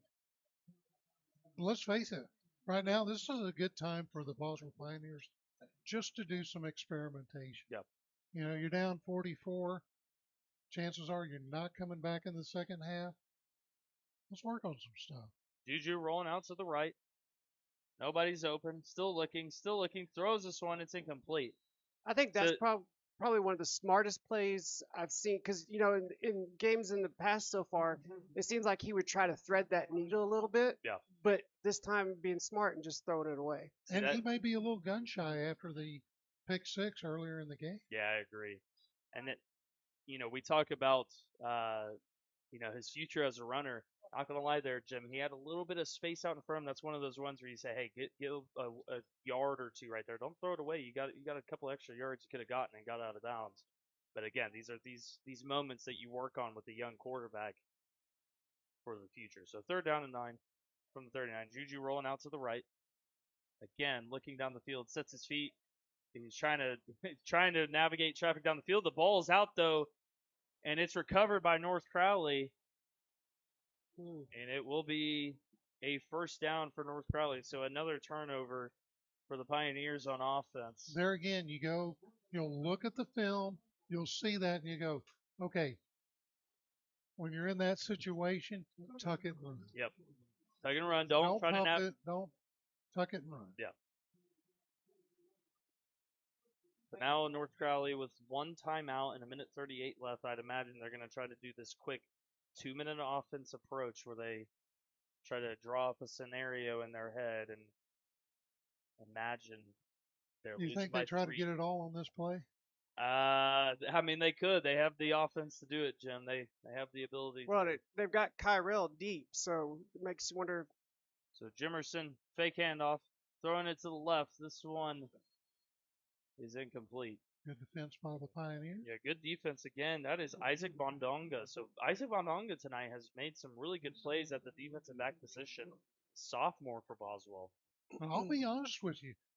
Coming into this football game, I thought that's what North Crowley would do. I thought they would test the Pioneers deep Yeah. time and time again. Now North Crowley is going to go out of an empty set here. This will go to show you that they're trying to go quick. So they're going to throw a little tunnel screen here out to the left. Got blockers out ahead of them. And all the speed in the world makes a good move and lowers his shoulder. That is a good tackle there from Kyrell Robertson. As he gets inside the 30-yard line. That ball was caught by Daniel Bray. First down. As you see, North Crowley's trying to go quick here. Fake handoff. Back to pass. Jimerson throws it to the left as this one is caught. The clock will continue to roll, though, as he did not get the first down. We sit with 1:10 remaining in the first half. 2nd and 5 coming up. Tied into the right. Jimerson, fake handoff. Looks, throws this one to the end zone, incomplete. He's going to that corner part of the end zone. Good coverage again, though, from Isaac Bondonga again. Yeah, Bondonga, good. Ref, Stayed with him. The ref dropped his hat, so I think the receiver would have stepped out of bounds just to begin with anyway. So We'll bring up a 3rd down and 5 with 56 seconds left. More than enough time for the Panthers to get into the end zone again before the end of the half.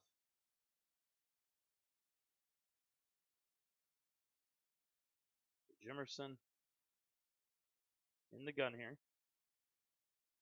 It's a handoff to the left side, and he's got all the room ahead of him. It will be a touchdown for Daniel Bray and North Crowley, putting it on the Pioneers here tonight as their lead has now stretched 50, depending on the extra point to make it 51.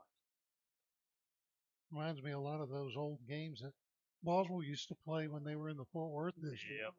Back in the day when Boswell would play the Holly schools, all those type of schools down there in Fort Worth ISD, and now being 6A, those days are unfortunately over. Because man, imagine if the Pioneers were in the district with Saginaw. Saginaw, yeah. I mean, we're talking about, obviously likely a loss against Saginaw, but we're talking about a team that probably only has one loss on the year outside of what would have happened in non-district play. So it just goes to show you, Jim, just how tough it is when you get in these moments. And speaking on Saginaw, man, I mean, last week, how about that comeback that they had? They were down by 26 points. 26 points, I believe, at the half, and they stormed back and beat Pascal. It was a great win by them, and yeah, 7-0. Yeah, 7-0, and the chance to win district. Their last game again is against Chisholm Trail, and they have an opportunity there to go undefeated and win their first district championship. Yeah, tonight they got Northside, then they got a weak South Hills team. Saginaw could go 10-0. North Crowley getting ready to kick this one away, and they do. As it will be fair caught. The Pioneers will take over the 25-yard line. So 50 seconds remaining here in the first half. I imagine Pioneers may just run this clock out for the end of the half, as we're going to look to get a few more scores here before the break. Just got a text message that Aledo is down at halftime. Wow. So How often do you hear that? So Richland, can they be the spoiler? They are going to be the last team, last opportunity to try and take down Aledo and end their streak. The streak will end at some point. What is Richland's record right now? Richland, I believe, has 2 losses on the year, so that they play pretty well. Here's a good handoff here. The chance last year, and it gets it to the 31-yard line. How cool would that have been if this was a fight for the district lead? Yeah, I mean, would have been 6. So 30 seconds left here in this one. Probably one more play to get off for the Pioneers. Juju hands it off the last year. Big hole around the left side. He gets the first down. The clock will stop momentarily. 1 seconds remaining. And I think Coach Weaver will call timeout. So Pioneers are going to try their best to try to get some points here before the end of the break. Why not? So our Football Friday app is a little bit down here in the booth. Shout out to the folks out there watching tonight. Let us know where you're watching from. We've had people from as far away as London, England, where she's here with us tonight in the stands, which is really cool. But where else are you folks listening or watching the game from tonight? Let us know in the chat room.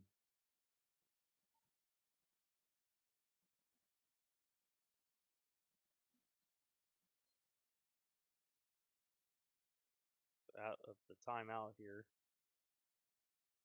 Boswell with 1 remaining here in the first half of play. Alabama. Alabama. Sweet home. Juju will throw it out to the left side. It's caught by Kyle Robertson on the little wheel route. The clock will continue to roll. Will Coach Weaver call timeout? I don't think he will. I think we're going to take this one to halftime, I believe. All right, folks, well, stay with us. We will have the halftime show by both bands and drill teams. And we will step away from the microphone for a little bit of taco casa, but you can enjoy both bands. I know they've got a big competition coming up here, maybe this week, this next week. So you don't want to miss that. Got to watch a little bit of it, and our band is really good. Really good. And right before we get to the band, we have a update over in Aledo.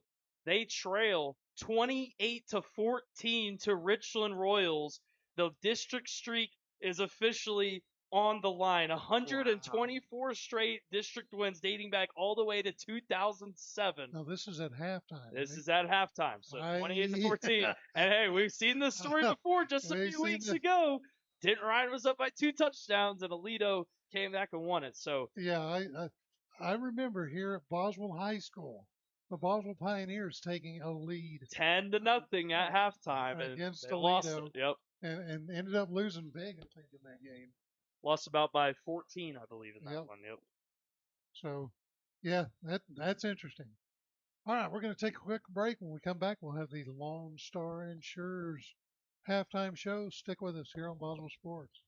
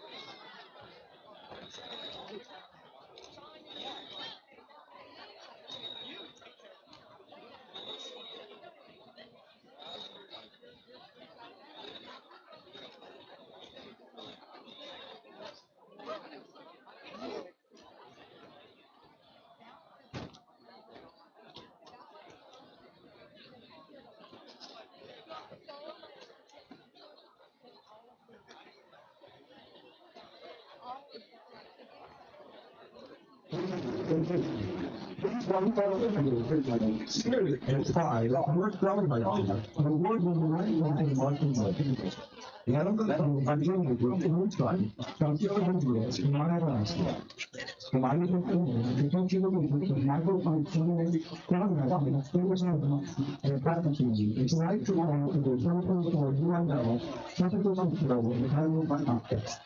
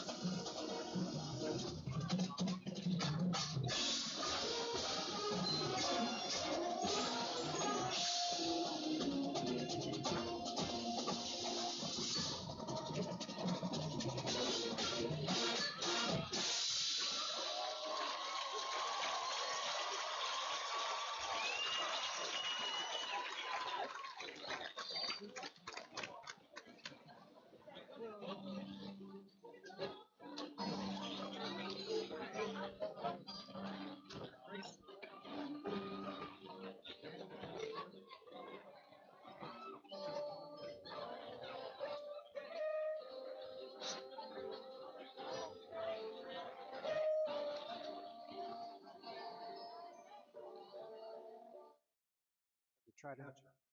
Okay. There we Yeah, there we go. Give us a little more here. Hey, yeah, man, the goal to wrestle. As I was saying before, really good band this year. And I look to them to do well in their state competition. Peyton, let's talk a little bit about the second half. Boswell Pioneers obviously down 51 to nothing. What are you looking for here? Yeah, Jim. I mean, being down this much at the half is never going to be here. Um, you know, you're you're probably the sign guys they look. It's not obviously what was one of the countries coming into this game. You guys had an opportunity to show your fight. You're not going to come back. And you have a chance to show your resilience.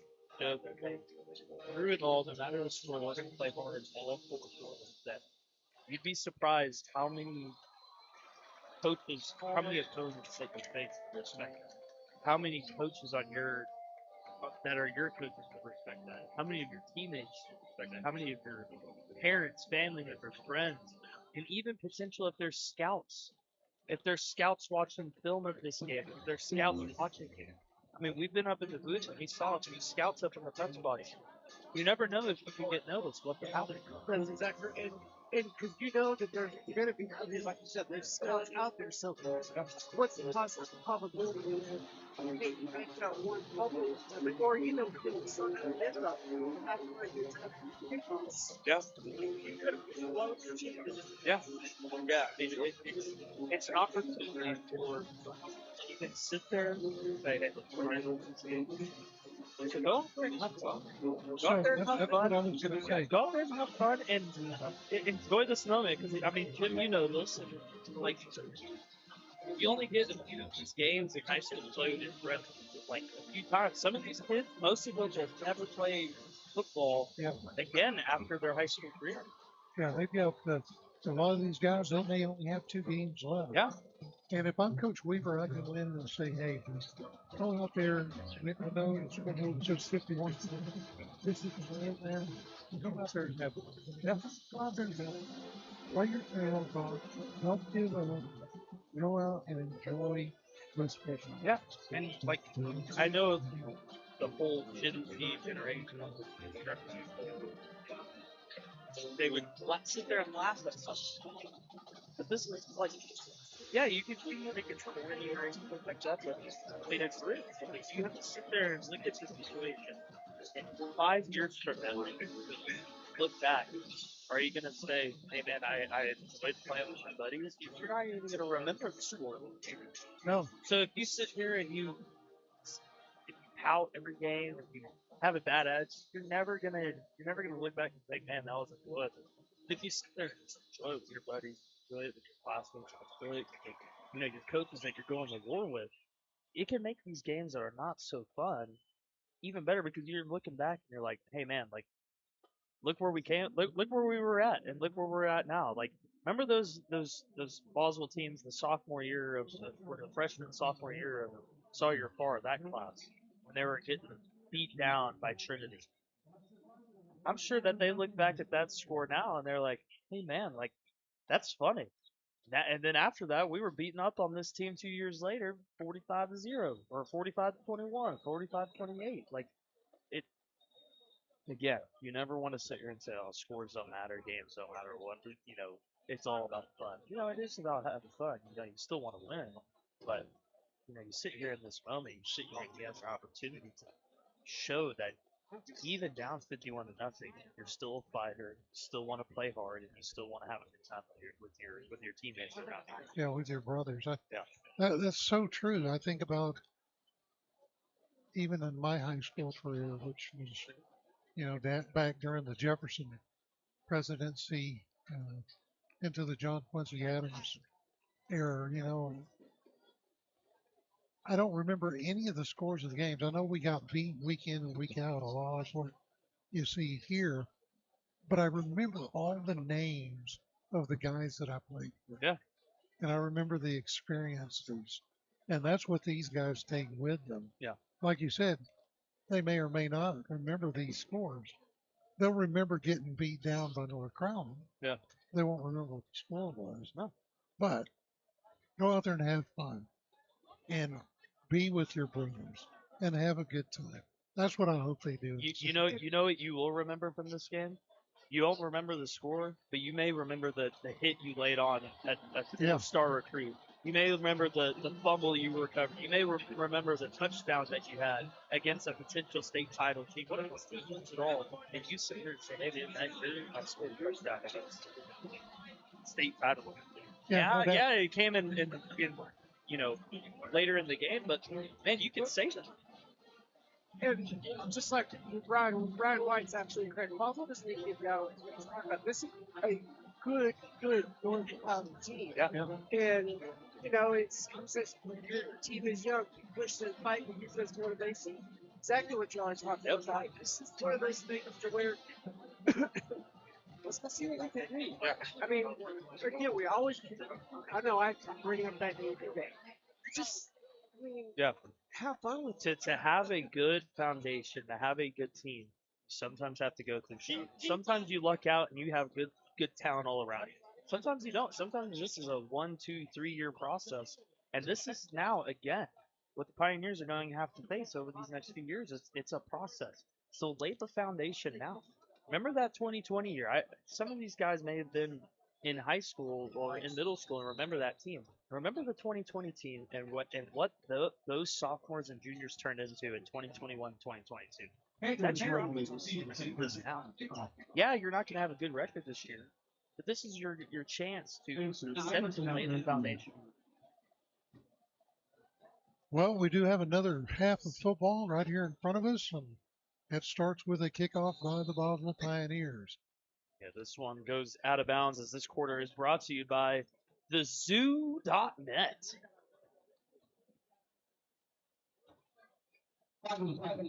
This will be the first penalty of the night, actually, against On Boswell. Yeah, it comes on a kick out of bounds. Kickoff on special teams. So North Crowley out now with a commanding lead here in the second half, 51-0. It'll be interesting to see if they keep Chris Jimerson out there or keep their starters out there. It doesn't look like they still have their starters out there, though. Oh, look at that. Look at that right tackle. Massive. That dude's huge. So actually, Chris Jimerson is still out there, the starting quarterback. Will throw it out to the left side in a little tunnel screen, and it's going to be a first down and more. Good move in the open field. Gets it out to the 30. Breaks the field. Moves it to the right side. He's got a lot of green ahead of him. He's going to be still on his feet as he's brought down. Oh, he made that in. He's in. What a run after the catch. Crazy. By Quentin Gibson. And hey, look, sometimes you got to just tip your cap. That was an incredible run after the catch from Quentin Gibson. Able to run it on the left part of the sideline. Reverse field. Notice the vision as we're looking at the replay here. He looks, sees that there's 6 Pioneer defenders upfield. He carries all of them into the end zone, and it's a touchdown again. That's the third time that we've seen a runner in the open field for Crowley reverse field and pick up big gain. This one is now in 58-0 lead for Crowley. It looks like we're not gonna have a run-ready clock here for the second half. Not a shot. Yeah, very, very not like this. I'm pretty sure that they would. At some point, they may do it after the third quarter. I don't know. You know, you're up 58 points. It's probably time to start. Yeah. So 11:37 to play. It's a 23-second drive for North Crowley. It shows how potent their offense is this season. And we said a score of Richland and Aledo at halftime. Richland actually was only up by 7 at halftime, 2014. Again, a suicidal streak on the line that dates back to 2007. Aledo Bearcats. Richland Royals Cinderella story over in North Richland Hills. Pull off the biggest upset of the season. Texas high school today. Fair thought. It's a thought.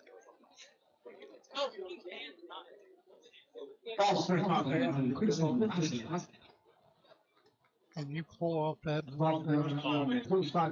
It's that thing you always remember the moments playing games. Like the scores and records. You remember the moments. Those kids over at Richland, they're like those seniors, juniors, whatever. They still talk about it here. Yeah. They still talk about whenever Boswell was up on the lead. Yeah, trust me, I've got buddies that were on that team. They talk about just being up at halftime against Toledo for a chance to in that district streak. What? This is where you create those moments. Juju in the gun. We'll hand it off to Lassiter to the right side. Good run there. The same way he started the first series in the first quarter. Started off with a big run. Bring it a second score. Boswell's trying to hit the end zone first time. Juju hands it off to Lassiter. It's just a group of North Crowley Panthers there. It's going to be no gain. So it's very Ivy. Unfortunately, so when we talk about looking at a rebound, we're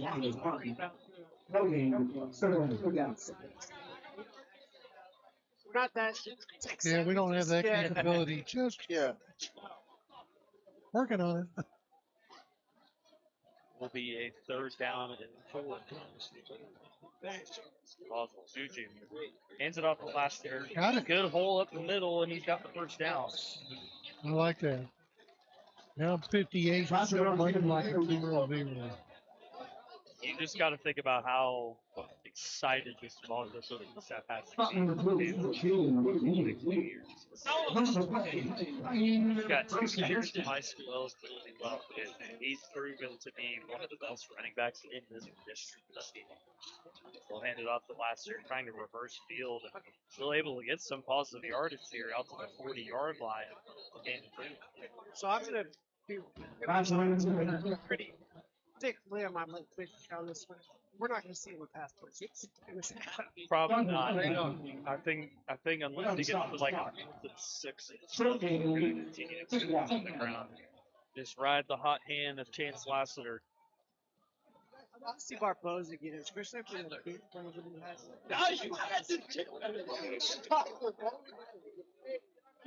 Do another handoff to Lassiter. He moves to the left side. Dang, he gets hit pretty hard, but he's able to get up. Showing his toughness after he gets up there. And excitement. Yeah, down by 51. Think he doesn't care about this still? He's playing angry. Take him down here.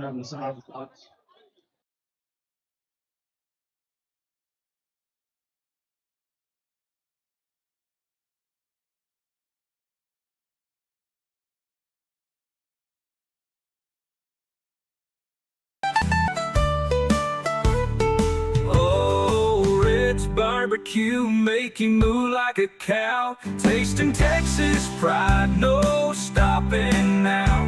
From sun up to sundown, this place feels right. Red's Barbecue, every single bite.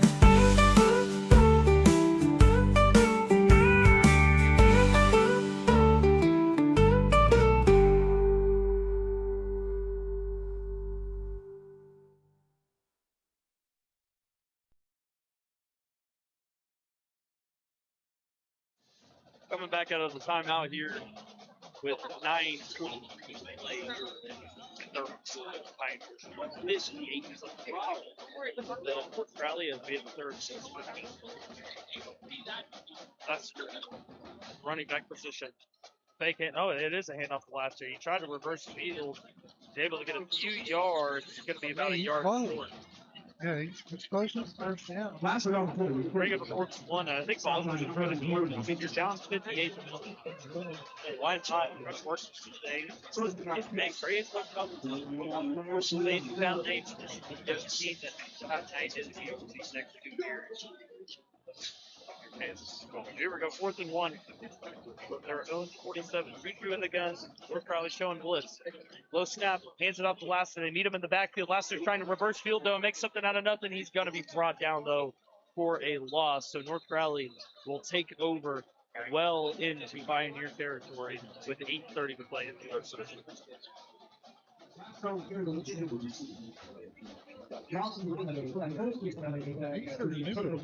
Lassiter just 2 weeks ago. Yeah.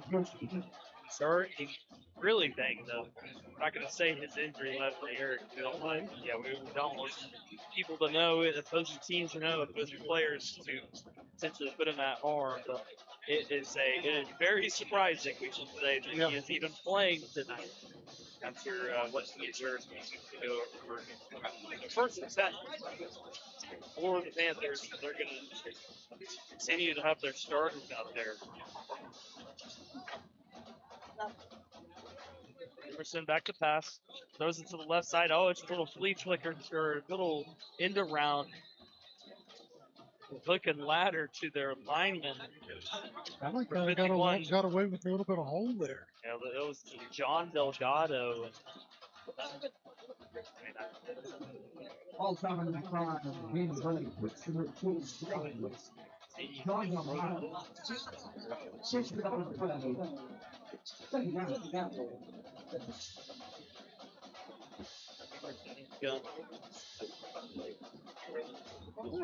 Daniel Ray's right. Emerson back to pass. We can throw a little tunnel screen again to the left side. He's got all the open field ahead of him, and it's going to be another touchdown for North Crowley. But I think this is going to be coming back.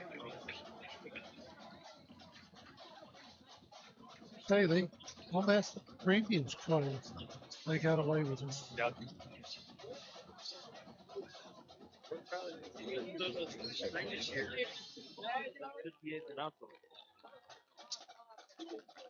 That is surely going to piss off someone who took this over on the Pioneer side of the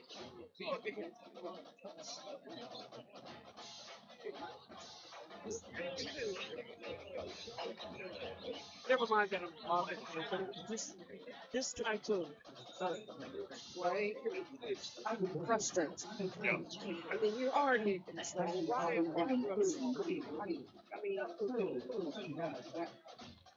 generous information they got here in a second.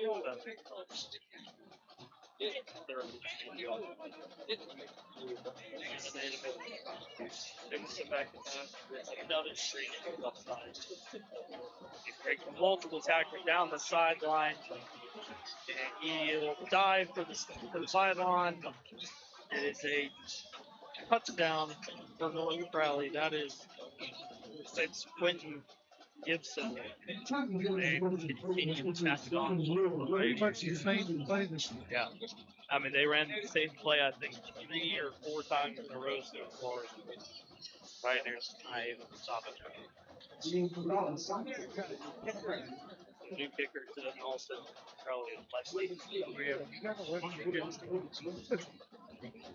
Oh, Thornton. He missed it! He hit the bar. Hit the left upright. You got to celebrate that. Yeah, that's huge. Pioneers now have a chance. Some score updates over in Major League Baseball. The New York Yankees lead the Los Angeles Dodgers 2-1. It's not baseball. Watching football. In the 6th inning, after Giancarlo Stanton had a 2-run shot.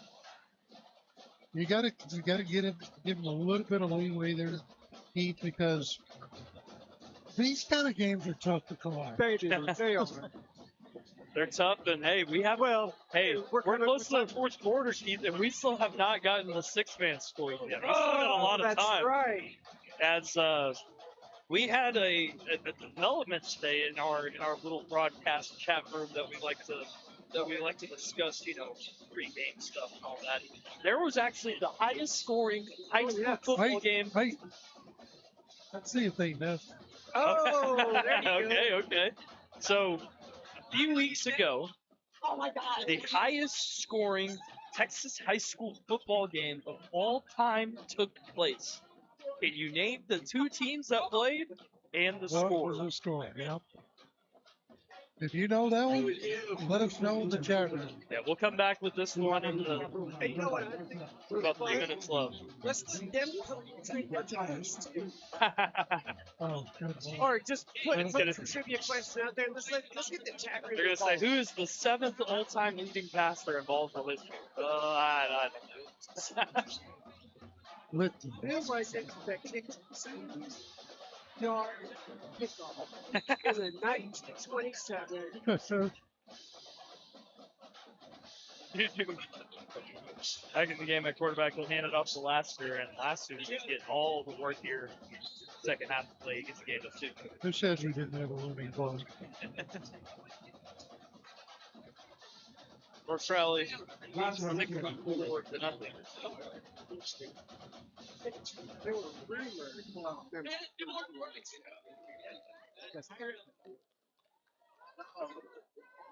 You're on second on that.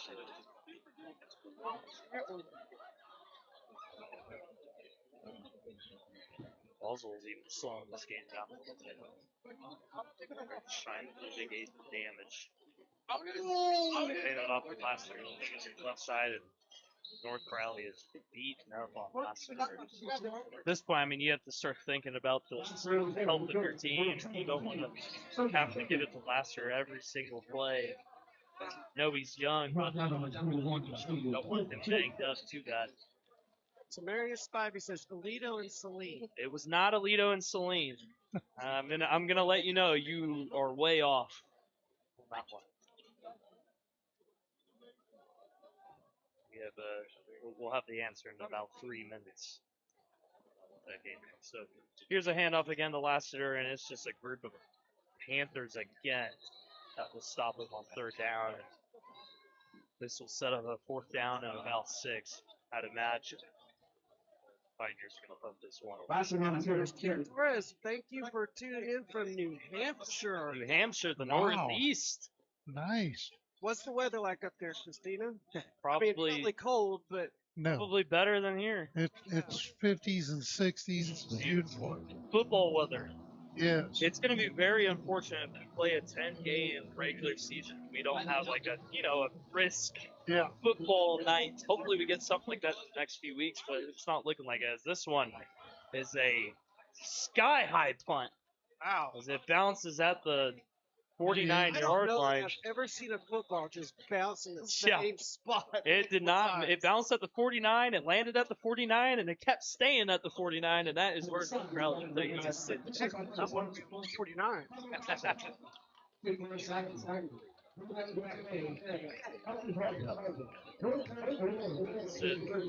Now North Crowley back out on the field. And I think at this point, they have now put in their backups. So the backups are now getting for the Panthers. They just needed to get the signal to put the backups in. Here's a handoff up the middle. I do gotta say, the people that are still tuned in, these are true football lovers. True Yeah. Pioneer fans right there. I got another trivia question for you.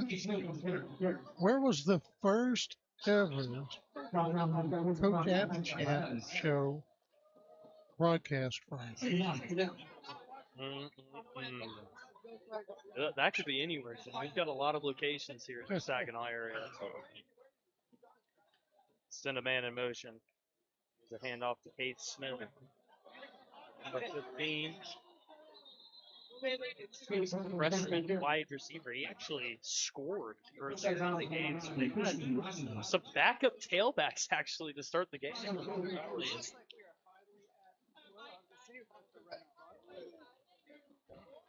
We'll stop with the penalty. Oh, it was a penalty, my bad.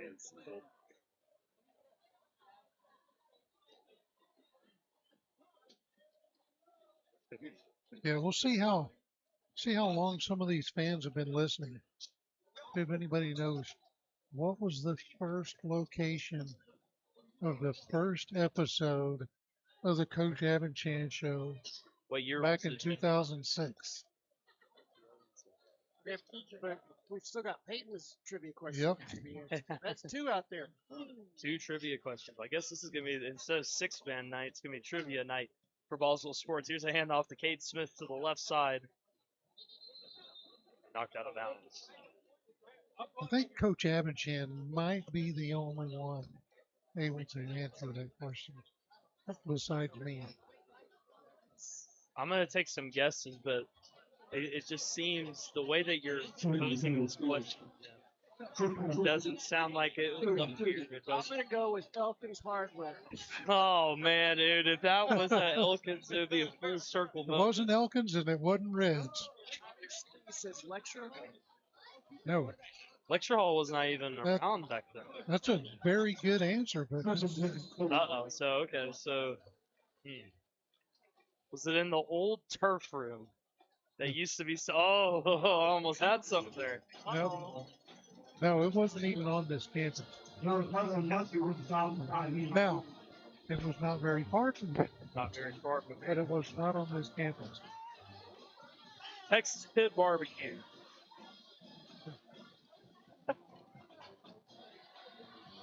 Taco Casa. Throw it out to the left side here. I think that's my guess. Taco Casa. Taco Casa is incorrect. See, I'm starting. Like I lived here in 2006. There's no There way. was not many things here in 2006. If you're new to this area, there was no Kroger, there was no Sprouts, there was no McDonald's on Boat Club, there was no car wash here, car wash there. It was a bunch of land. Heck, even the water tower that says Fort Worth used to have a big old Pioneer on it. Yeah, it did. Used to have a big old Pioneer on it. It's a Pioneer Country. We're going slots. That was not here. Nice that. I think the only thing that was here was the Taco Bell, the McDonald's, the Panda, the Sonic, the... I'll give another hint. It's on a curve. On a curve? On the track? You have it on the track at a wayside game? No, was not on Not a here. campus, Not here. Not here. but it was on a curve. On a curve.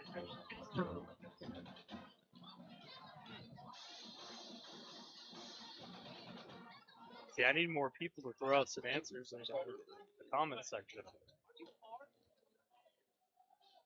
Hand it off here to the right side. Let's go get him. Oh, there we go. Good tackle There there. you go, nice.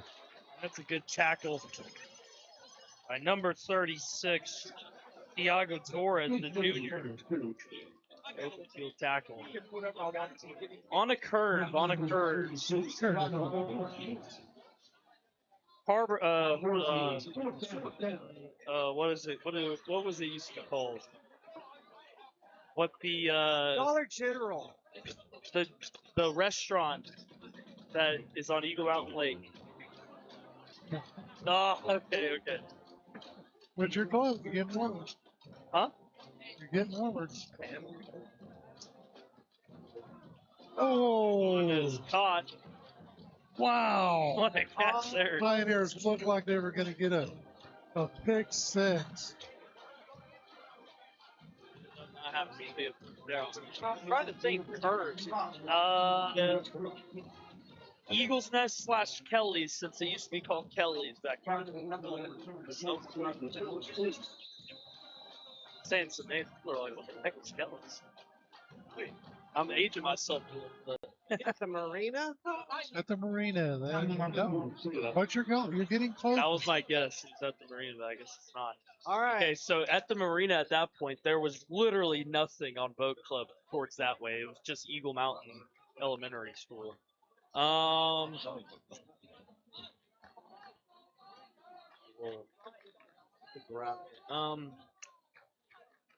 You gotta get this answer. Or Okay, so there used to be a restaurant called. oh my gosh, I was about to say that. That's right. The gas station, right? Is that Yep, where the gas yes. station. Where CVS is at, right? No, No? right up here with Chewy's. Yeah. Okay. Yep. But it was not called Possum Lodge or Chewy's back in the day. See, I don't really remember. That was The Blue Moon Cafe. Blue Moon Cafe. All right. Now, just to kind of change subjects. Push the brakes on that one. This is the fourth quarter. Our quarter brought to you by Sandy's Action Photography for all your wedding, bar mitzvah, 2-year-old, whatever you want Sandy to do for you. You're right. You're right. No, you did well. Try. There you go. You're warming up for next year. Yes. I'm not gonna lie, You're at- Jim. You made me really miss the old days of what this area used to be. Yeah. Just you're saying all these names. I'm like, oh my god, I remember that place. I remember that place. I remember that place. I Yeah. remember when you go down Bailey Boswell and you look to your left and it was land where the Kroger's at. It was land there. So we would broadcast weekly from the Blue Moon Cafe, Wow. and then they went out of business. It's not our fault. But after that, we moved into Blu-rays. Blu-rays, okay. And we So that was the broadcast old Blu-ray. Blu-rays where the Yes. by Eagle Ranch. That That's Blu-ray, correct. right? Yep. Okay. So not where the current Blu-rays is at. Correct. Back pass throws it to the corner. It's caught. What a catch! Oh, incomplete. Incomplete though. A good ball by the backup quarterback, Chris Alexander, the junior. Ball's incomplete. And hey, we gained some followers since we've kind of transferred The to more of like a trivia, trivia night up here in the booth. All right. Hey, All right. what was the all-time high school football score? The biggest score of all time. Texas high school football took place this year. Not basketball. Not in basketball. It happened in Waco, Texas, as the Faith Academy Knights took down the Lower Preparatory Academy 6-man's ball, 148 to 112. The biggest high school football game ever scored in the state of Texas. 260 combined points. Unbelievable. Unbelievable. I would have loved to be there for that game, Jim. I bet you it was set, hut, touchdown. Set, hut, touchdown. Set, hut, touchdown. It's a beautiful, beautiful game. No defense played at all. Sure. Look at this. Do this, and they're going to throw it to the little fade to the end zone. It's incomplete. No play. Good coverage there from Christian Lassiter, the senior, making a good play on the ball to bring it a 4th down and 7. And it looks like North Crowley is going to come out for a field goal.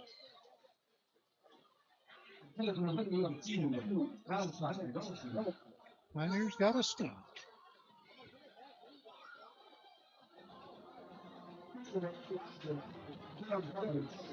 Crowley ready to make this a 7-0 ball game. He did miss the PAT. Yeah, he missed it earlier. Ball's down, kick is up, and it is good. So North Crowley now leads 67-0.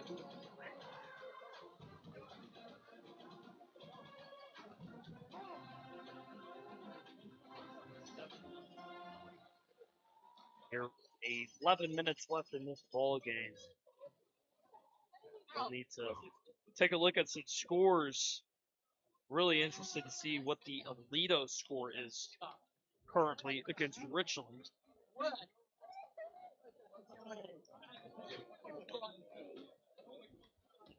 See, Stephanie's still with us. All the way from London, England. Brought us some Cadbury chocolates from there. How cool is that?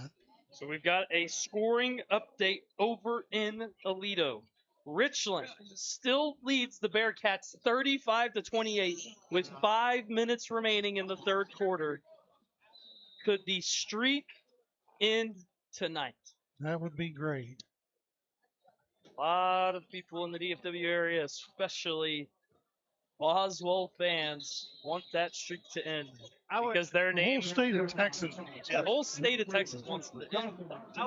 I've got some friends from high school kids to play on the wrestling team. That would be, like I said, it is potentially going to be, if you live in North Richland Hills, give some of these kids a little bit of slack tonight. It's gonna be a loud one, I think, over there I think we eventually. would probably feel the earth shake. That will, I wonder, I know it wouldn't make local news, but would it make national news? I could see Max Preps and Sports Illustrated, because Sports Illustrated is actually kind of growing their high school coverage this year. I wouldn't be shocked if they cover that. I mean, it's the longest. I assume it's probably the longest division/district streak in the entire country. I would assume. I mean, that's something. I mean, 17 years.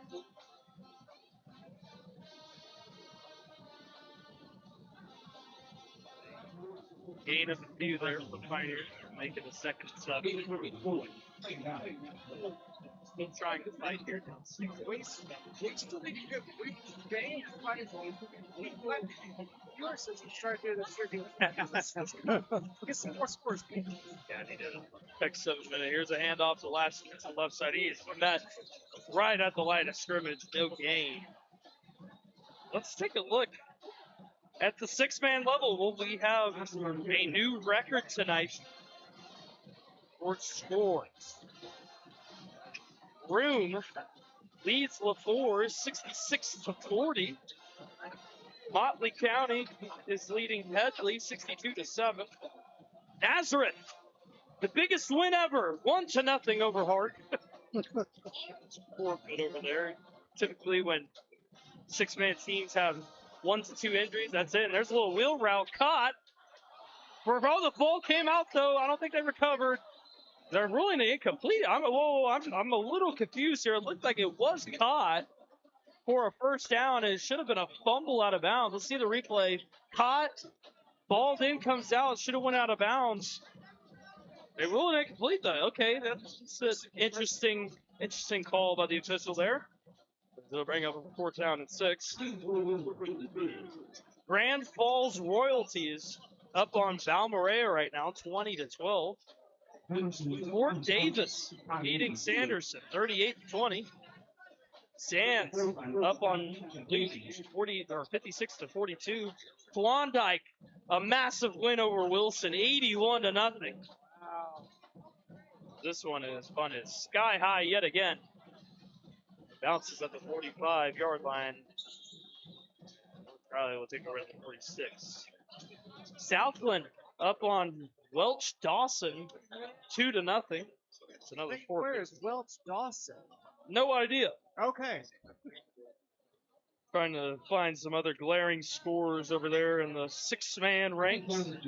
Here's one. Evans up on Cranfield's Gap, 92-52.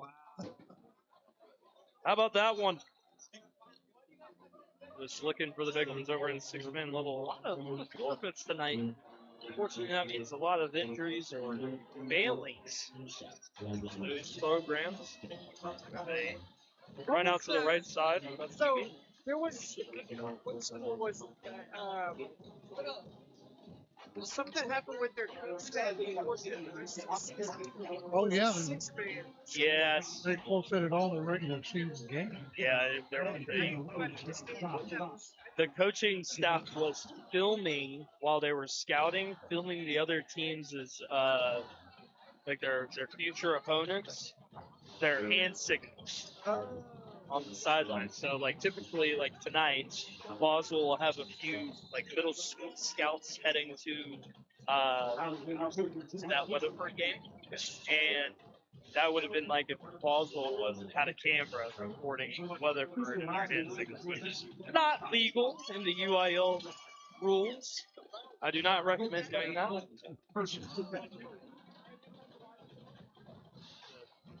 Another first down for North Crowley.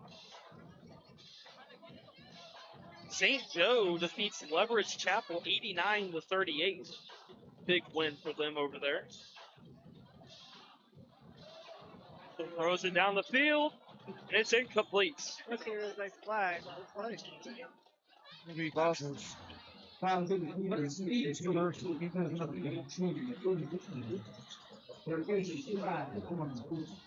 Eagle Mountain, wow, 10-10 against Bridgeport with 31 seconds left over at Eagle Mountain. That's an experience against Boston.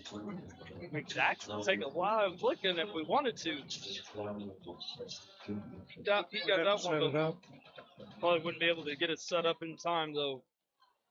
Arlington Bowie is all over Haltom right now, 41-7. Wow, now that was interesting. Yeah. Byron Nelson up 21-7 on Northwest.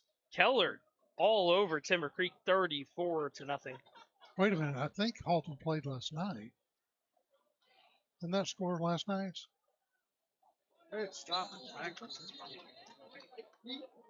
Haltom is still playing. There's 7 minutes left in that ball game. Okay. Saginaw leading 15-0 over Northside. As I'm gonna, Jim. I'm gonna make a prediction. Saginaw is going to go undefeated, lose in the first round as a district winner. Hate to say it. Sorry for my Saginaw folks. It's not going to be the dream season you think, as it's going to be a gain of 1 here for North Crowley. So, yeah, I'm surprised at that Northside score because I know that Saginaw would just, was blowing out. I think so. I thought so too. They are in I'm gonna say it, probably one of the worst districts in the DFW area. It's going to be I'm not sure who they'd have to play as that 4 seed in the first round of the playoffs, but it's going to be a really tall task, I think, because it's probably going to be their best opponent that they've seen. Interested to see if it's going to be maybe that Azle district. I'm not sure if it would be, because if it's that Azle district, that's Aledo, Richland, Azle, and Denton Ryans. That's a lot of good teams over there in that district. Yeah. First down for North Crowley on 3rd and 9.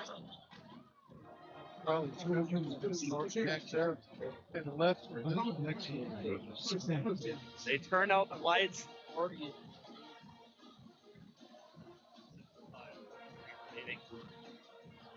In this nail-biting finish here at Pioneer Stadium.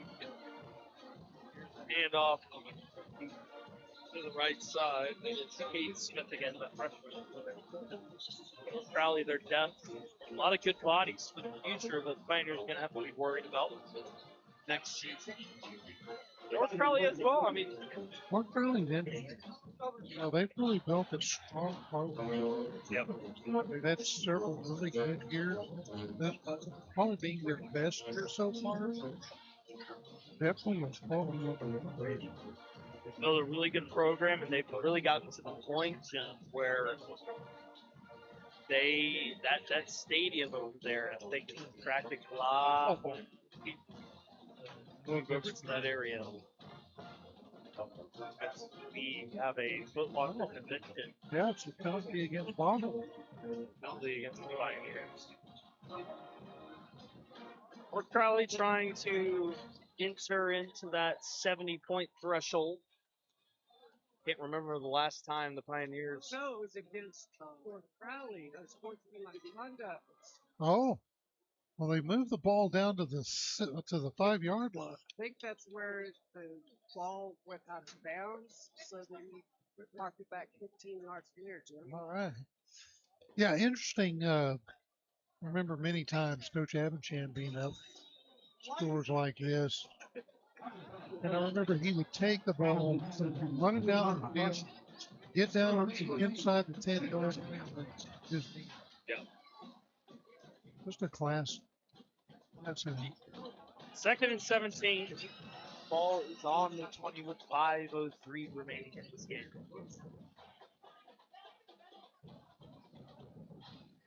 Handoff to the right side. Carried by Aiden Whitmore, junior wide receiver. North Crowley's has probably 6 or 7 different ball carriers in this game tonight. I think we do have a running clock now. Yeah. The ball went out of bounds. 3rd and 10 coming up for the Panthers.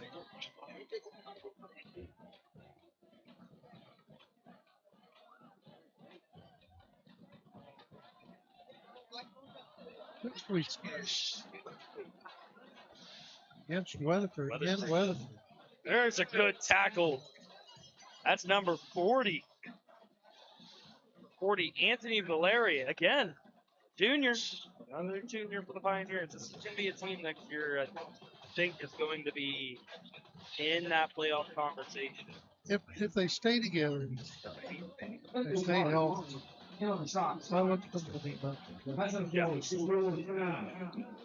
This year obviously not going their way. You have to remember that at least 3 of those losses, they will win. Some of them like 4. Yeah. 2 scores with like 7 minutes left. So it's all about finishing games. We discussed it countless times. 4th down is 5, and North Crowley's going to go for it.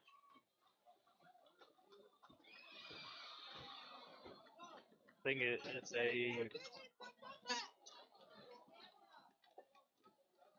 think it was a play a game, I think. It's very shocked that North Crowley's even going for it here. I think for 76, right? 3:15 a minute. May bring on the kicker. Nope, I'm not going to bring on the quarterback. It's Alexander.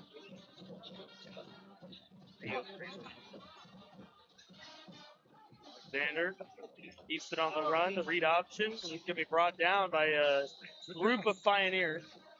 2:53 remains here. 4 minutes, I think we can make his voice. 2 remain. Vito score.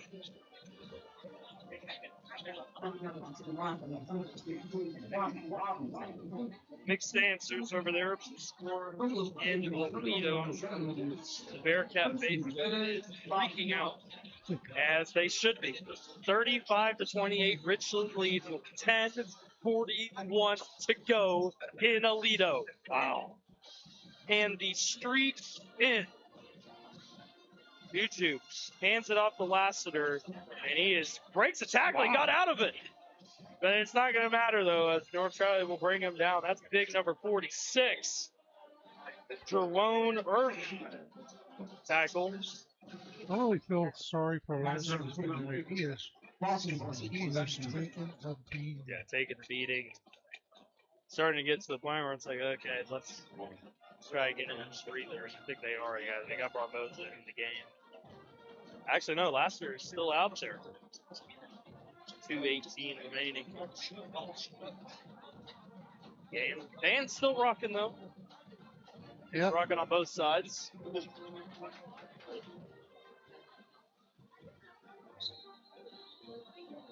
Play is blown dead before a timeout. It is a timeout. We'll stick around here. We got 2:03 left.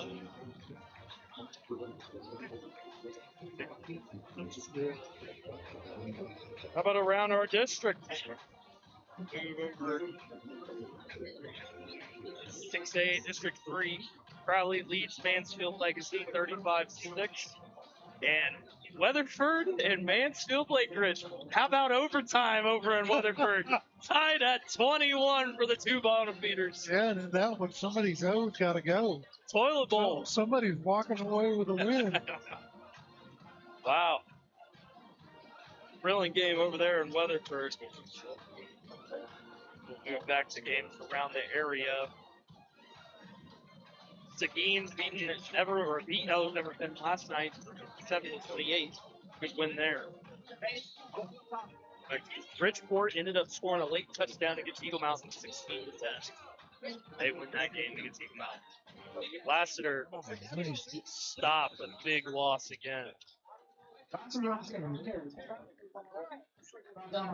Yeah, so Eagle Mountain did falls look to like it. Bridgeport 16-10. Trinity is all over Eaton right now, 33-14. The collapse in Eaton has to be studied. What happened since that nightmare finish against the Pioneers a few years ago?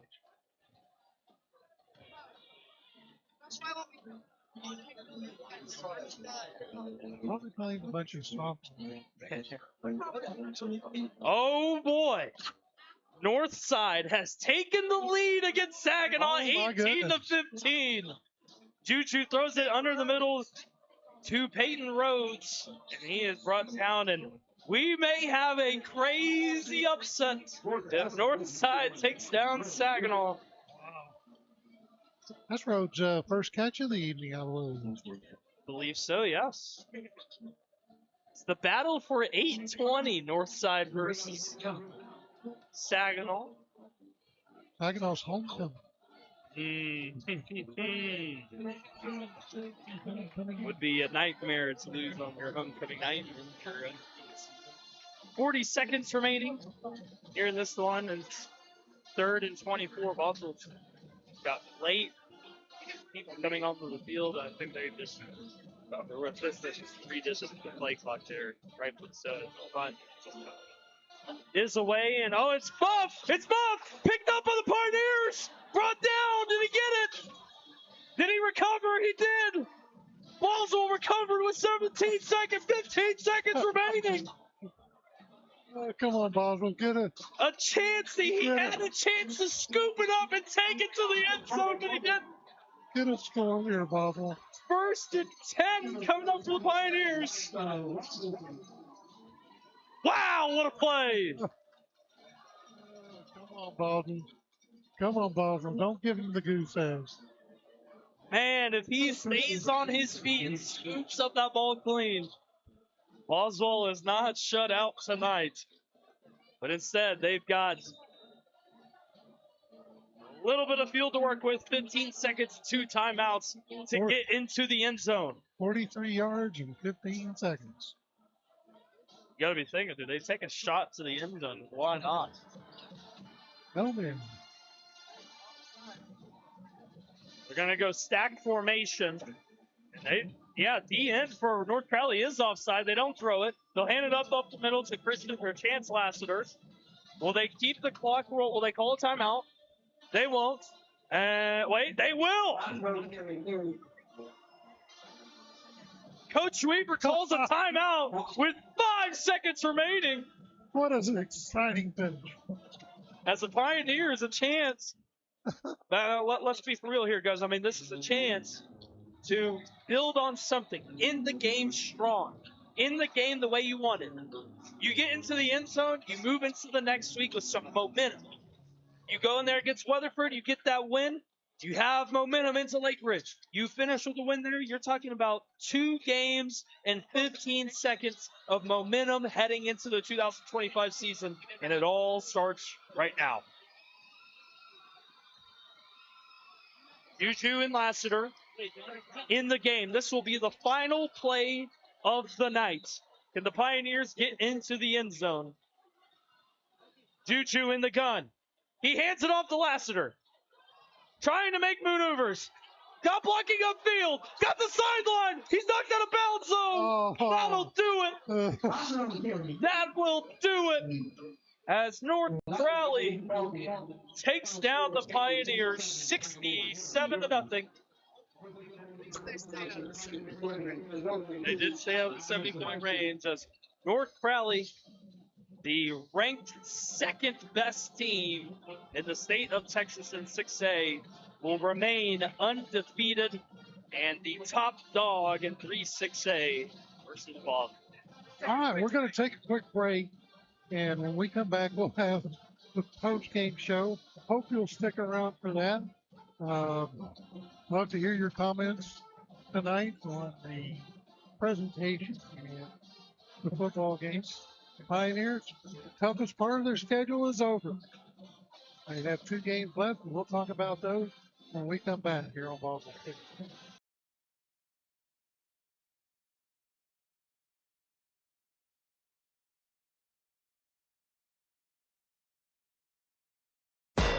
If you're a fan of classic rock and tired of hearing the same old songs over and over, you need to tune in to the zoo.net.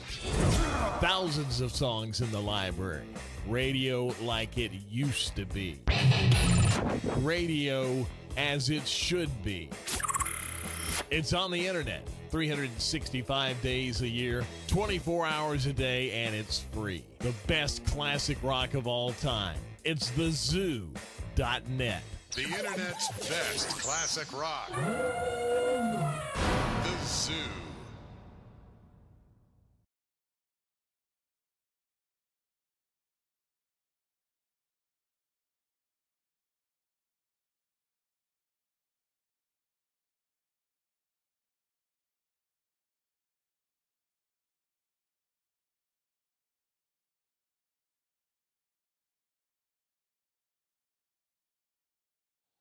All right, welcome back to Boswell Sports and your final here at Pioneer Stadium. The North Crowley Panthers 67 and the Boswell Pioneers 0. I want to give a quick shout out to my boss who's listening tonight, Tom McWhorter. Sent me a little text and he was able to watch the football game. Appreciate him looking in on us tonight. But guys, this one, kind of went the way we thought it would. Yeah. I think it was a little bit more lopsided than I thought it was going to be, but absolutely definitely don't blame it. Well, I mean, when you come into the football game ranked as high as what North Crowley was, and you got a team like Boswell that's struggled all season, let's face it, Pioneers have a lot of work to do. Yeah. And, their goal and their aspirations is to get to that level that North Crowley's at. And I'm sure there was a time when North Crowley was on the other end of that. Yeah, they were. And so the Boswell Pioneers have 2 games left in the regular season. They will not make the playoffs this year. But it is very possible. I mean, now, to me, your goal is to win those last 2. And they're very winnable football games. You got Weatherford. Weatherford's still fighting. Weatherford's still fighting in that game. I'll actually keep an eye on it while we remain here. So Weatherford and Mansfield Lake Ridge were one of the other 2 teams were 0-7 coming into the night, just like Boswell. And one of those would get a win. But then Boswell, that's their last 2 games. They play Weatherford at Weatherford, and then they come back here to finish the season senior night as they face off against Mansfield Lake Ridge. So trying to get the score here. Somebody manipulated the score, and Dave Campbell said Lake Ridge won 63-0, which is not the case. They're trying to wait on that. Take one look at the Alito game before we kind of dive further into this game. They're tied. Alito and Richland are tied at 35 with 7 minutes left. Wow. If you have a way, after you listen to us, find a way to listen or watch that game, because it is going to be a nail biter, especially. I bet you the Alito faithful, they have no fingernails right now. Jeff. Oh, yeah. No more fingernails. Oh, yeah. The chat room and the football app is probably going. I guarantee you the football app's going crazy. I guarantee you the restaurants around the area, the old guys wearing the cowboy hats are calling for the firing of Coach Jones. It sucks because I know Coach Jones and his family personally, so hopefully that doesn't happen. But these things happen when you go into communities like that. But look, Jim, I mean, tonight it was a tough loss for the Pioneers. It's never fun to get whooped like that against a team like that. But I want to, real quick, just interrupt you. I want you to look at one of our number 1 fans. The lady there in the blue and white traveled all the way from England to come to this game. She's one of the last in the stands.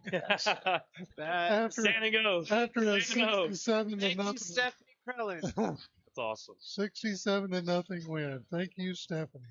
So, like I was saying, I mean, it's never fun to lose a game like that. I'm sure Coach Weaver's saying the same thing, but it's never fun to lose 67-0. But you can always find things to work on or to be proud about from a game. There's always something. So let's talk about that a little bit. We we try to do a lot of filler during the fourth quarter for sure, with a lot of scores and that kind of thing, Yep. because it really is tough when you're getting beat by 67.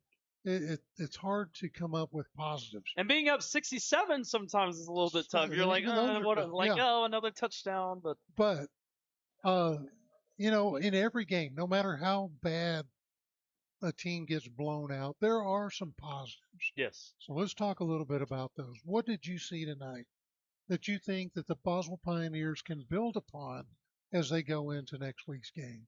I mean, I'll hit on next week's game, then I'll also hit on something for the future. But next week's game, I think primarily the coaching staff and the offense have an identity for these last two games, and obviously they're not have a chance for the playoffs, but they have a chance to finish strong and finish with 2 wins to finish the year, which is always great, always a good thing.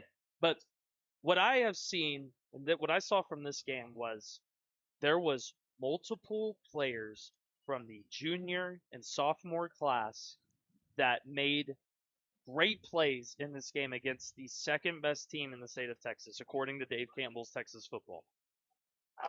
That is something to be proud of, and that is something to be excited about, just because, I mean, you look at these kids, they've got 1 or 2 more years of eligibility. That's something to be like, all right, guys, we've got something here. We've got something to build on. I'm before we even say the defensive players of the game, I just think of immediately Isaac Bondonga. I was going to say. We didn't say his name at all this season before tonight. He comes out, he's playing against a Division I receiver, and he's making plays, play after play after play after play. That's something to be excited about. There's always something positive to take from that, and that's something the underclassmen tonight I thought played not great, not good, but satisfactory to where you can build off of it. Yeah, the other thing was Juju. Yes. We saw Juju use his legs a little bit. I'd like to see that more. Yes. I think if he can get in there, like I said, obviously against North Crowley, it was going to be difficult no matter what. But if they can give that offense another weapon that can use his legs, I think that does great things Yes. for the progression of this offense. I agree. I think one of the things too that I saw that really impressed me as the game went on, there was that one pick six interception at the where he basically telegraphed what he was doing, but you started to see smarter decisions, throwing the ball away, not trying to throw into force those. it in. Yeah, absolutely. And then Kyrell Robertson, he was quiet in the second half, but I thought he brought an energy and spark, especially on that second possession where the Pioneers almost scored. He really brought energy to the team. I think if they can keep that going, they go into Weatherford, I think they get a little bit of energy going into that football game, knowing that it's not the number 2 team in the state. Yes. Knowing that they've got a chance to finally get them a W here in the season. I think that's something they can build on. Yes. And I think if you're Coach Weaver and the staff, you have to point. I always point to this game, Jim. 2020 at LB Bell. 2020 at LB Bell, when multiple players on that team who had not barely played or had not played at the varsity level came out and won a nail biter against a bad LB Bell squad. I mean, this was a bad team, and Boswell is not a good team. Came out there, made great plays, laid a foundation for the next season. Laid the foundation, and that's something that they need to be discussing. And they need that W. Yes. I really think I point back to the Saginaw game week 2. When Saginaw came out and did what they did to the Boswell Pioneers and won that wagon wheel, I think that took a lot of confidence. The Boswell Pioneers are one of those teams not necessarily on a Denton Ryan level, but Yeah. one that's been perennially good. They've been a playoff team year after year after year. And so I think they expected to go in there and just have their way with Saginaw. And whenever that didn't happen, I think that took a lot of confidence away from this team. Yep.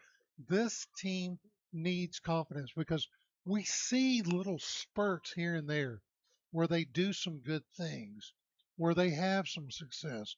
They got a very, very good running back. Yes. They got to get their receiving core to catch up a little bit, and their defense. They've got to get some confidence on defense. I think if they fix those things, I think next year they're going to be okay. I agree. I agree. Well, okay, now let's try something even tougher tonight, and we'll start with you, Keith. Oh my lord. Your offensive and defensive player for the Boswell Pioneers.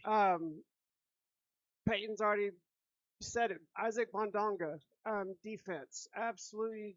I really, I think he's going to be one that we start to hear more and more and more and more of, just like drawing a blank last year, but it was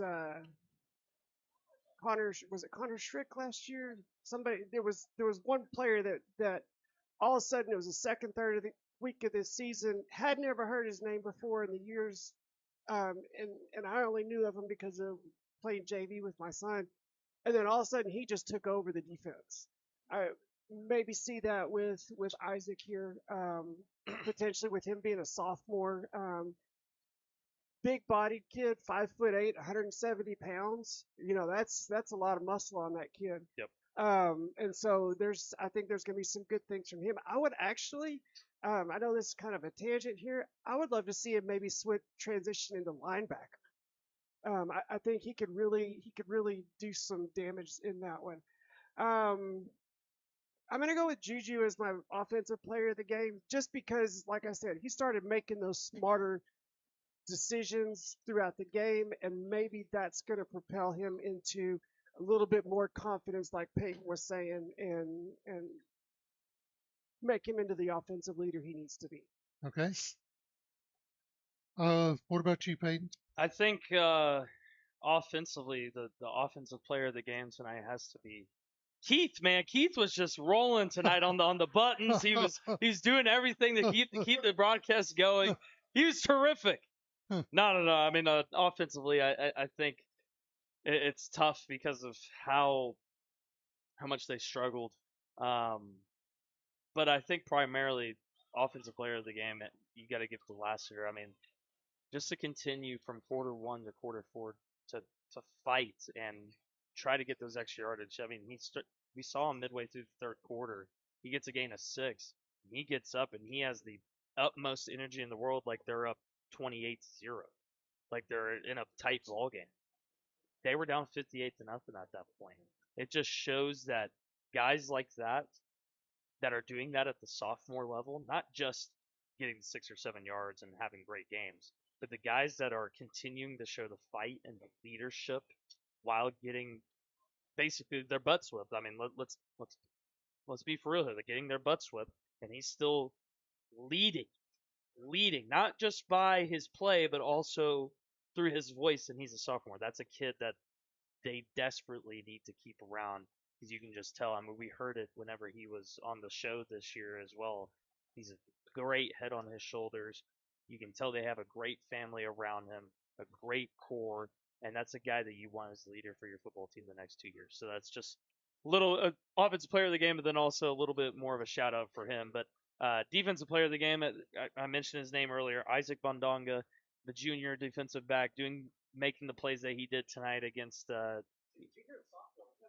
Isaac Bondonga. Oh, Isaac Bondonga is actually a sophomore. So again, that's another sophomore that you're thinking about and that you're looking at. That these guys that are making plays against these high talented teams and getting up, still celebrating, still showing energy, still showing life, are the guys that they need to feed through these next 2 years. And we've seen it in the past. The coaches are smart enough to recognize that Trust me, they watch this game. They've got eyes up here. They've got eyes down here. They're going to watch the film tonight. They're going to watch the film tomorrow. They're probably going to watch the film into the off season. And they're going to go, this guy, this guy, this guy, this guy. Those need to be our leaders. Yeah. Those guys need to take control now of this team and bring them along with them. And that's kind of what these next two games and in this game tonight, these next three games really are, is finding the guys for the future. And you already got a couple. Now you got to bring everybody along with you. Yeah, I agree with you with both of your picks, Peyton. Well, Chance Lassiter was. I got to go with Chance Lassiter on offense because, like you said, he ran hard even when their score was completely out of reach, and just got mugged on just about every play in the backfield, but still kept up that fight. And so that spirit alone is what would have me give him the offensive player for the Boswell Pioneers. And then, of course, your defensive pick. I couldn't agree more. Mondonga, definitely a bright spot on that defense, and that's what they're looking for. They're looking Yes. for a guy that's going to step up and take that lead. You had Jaden Langley for 3 years, and he was kind of that stalwart, that standout guy on defense. This defense is looking for that type of guy. Yep. And who knows? Maybe Mondonga is going to be that guy. Who knows? All right. So, like I said, we have 2 games in front of us. So you got the Weatherford game next week. We'll travel there. Don't have great expectations for that game. Last year when we were there, they put us in the deer blind. Yeah. I need to work my visiting side. magic, Jim. I need to work my Yeah, magic. we weren't able to broadcast half the football game because we couldn't find a cell phone signal to even get out. Hopefully they'll have us in the nice, beautiful, brand new Brand new box. open space with CC's Pizza laying around. Yeah, the press box that they have there. Maybe we'll get to go into that one. So we'll just see what happens. And then, of course, we'll be back here 2 weeks from today as the Pioneers close out the season senior night against Mansfield Lake Ridge, who they beat pretty handily last year. Yep. And then, of course, we want you to join us on Tuesday night as we talk to Coach Wes Weaver about this game and then look ahead to the game against Weatherford. We'll bring in a player. I would encourage you, if you haven't caught Pioneer Sports Extra on Tuesday night at 5 o'clock, we've got our videos there on our YouTube page. These kids have really done a great job in being interviewed.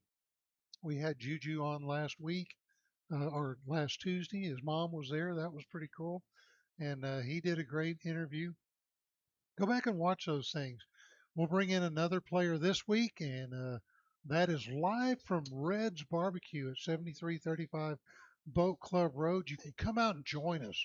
Talk Pioneer football. Show these kids you're behind them. Show them. Eat some turkey legs. Eat some turkey leg. Eat some brisket. Eat some chopped brisket sandwich, man. They got great prices, great food. Red's Barbecue, 5 o'clock, Pioneer Sports Extra. We invite you to come out and join us. Well, that'll do it for this one. The final score, unfortunately, the North Crowley Panthers 67, the Boswell Pioneers 0. Until next Friday night, this is Jim Howard along with Keith Diamond and Peyton Peterson, and of course the lovely Mrs. Howard saying good night and go Boz. Go Boz. Lights above the field, Friday night tension high.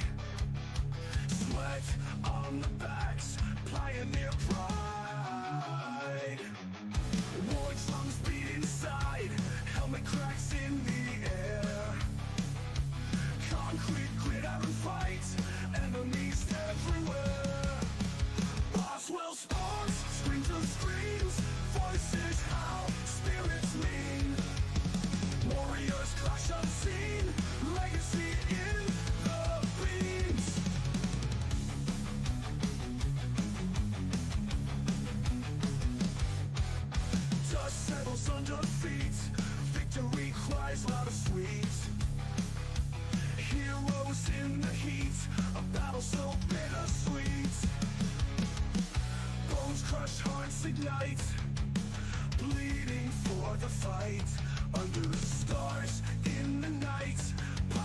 never die.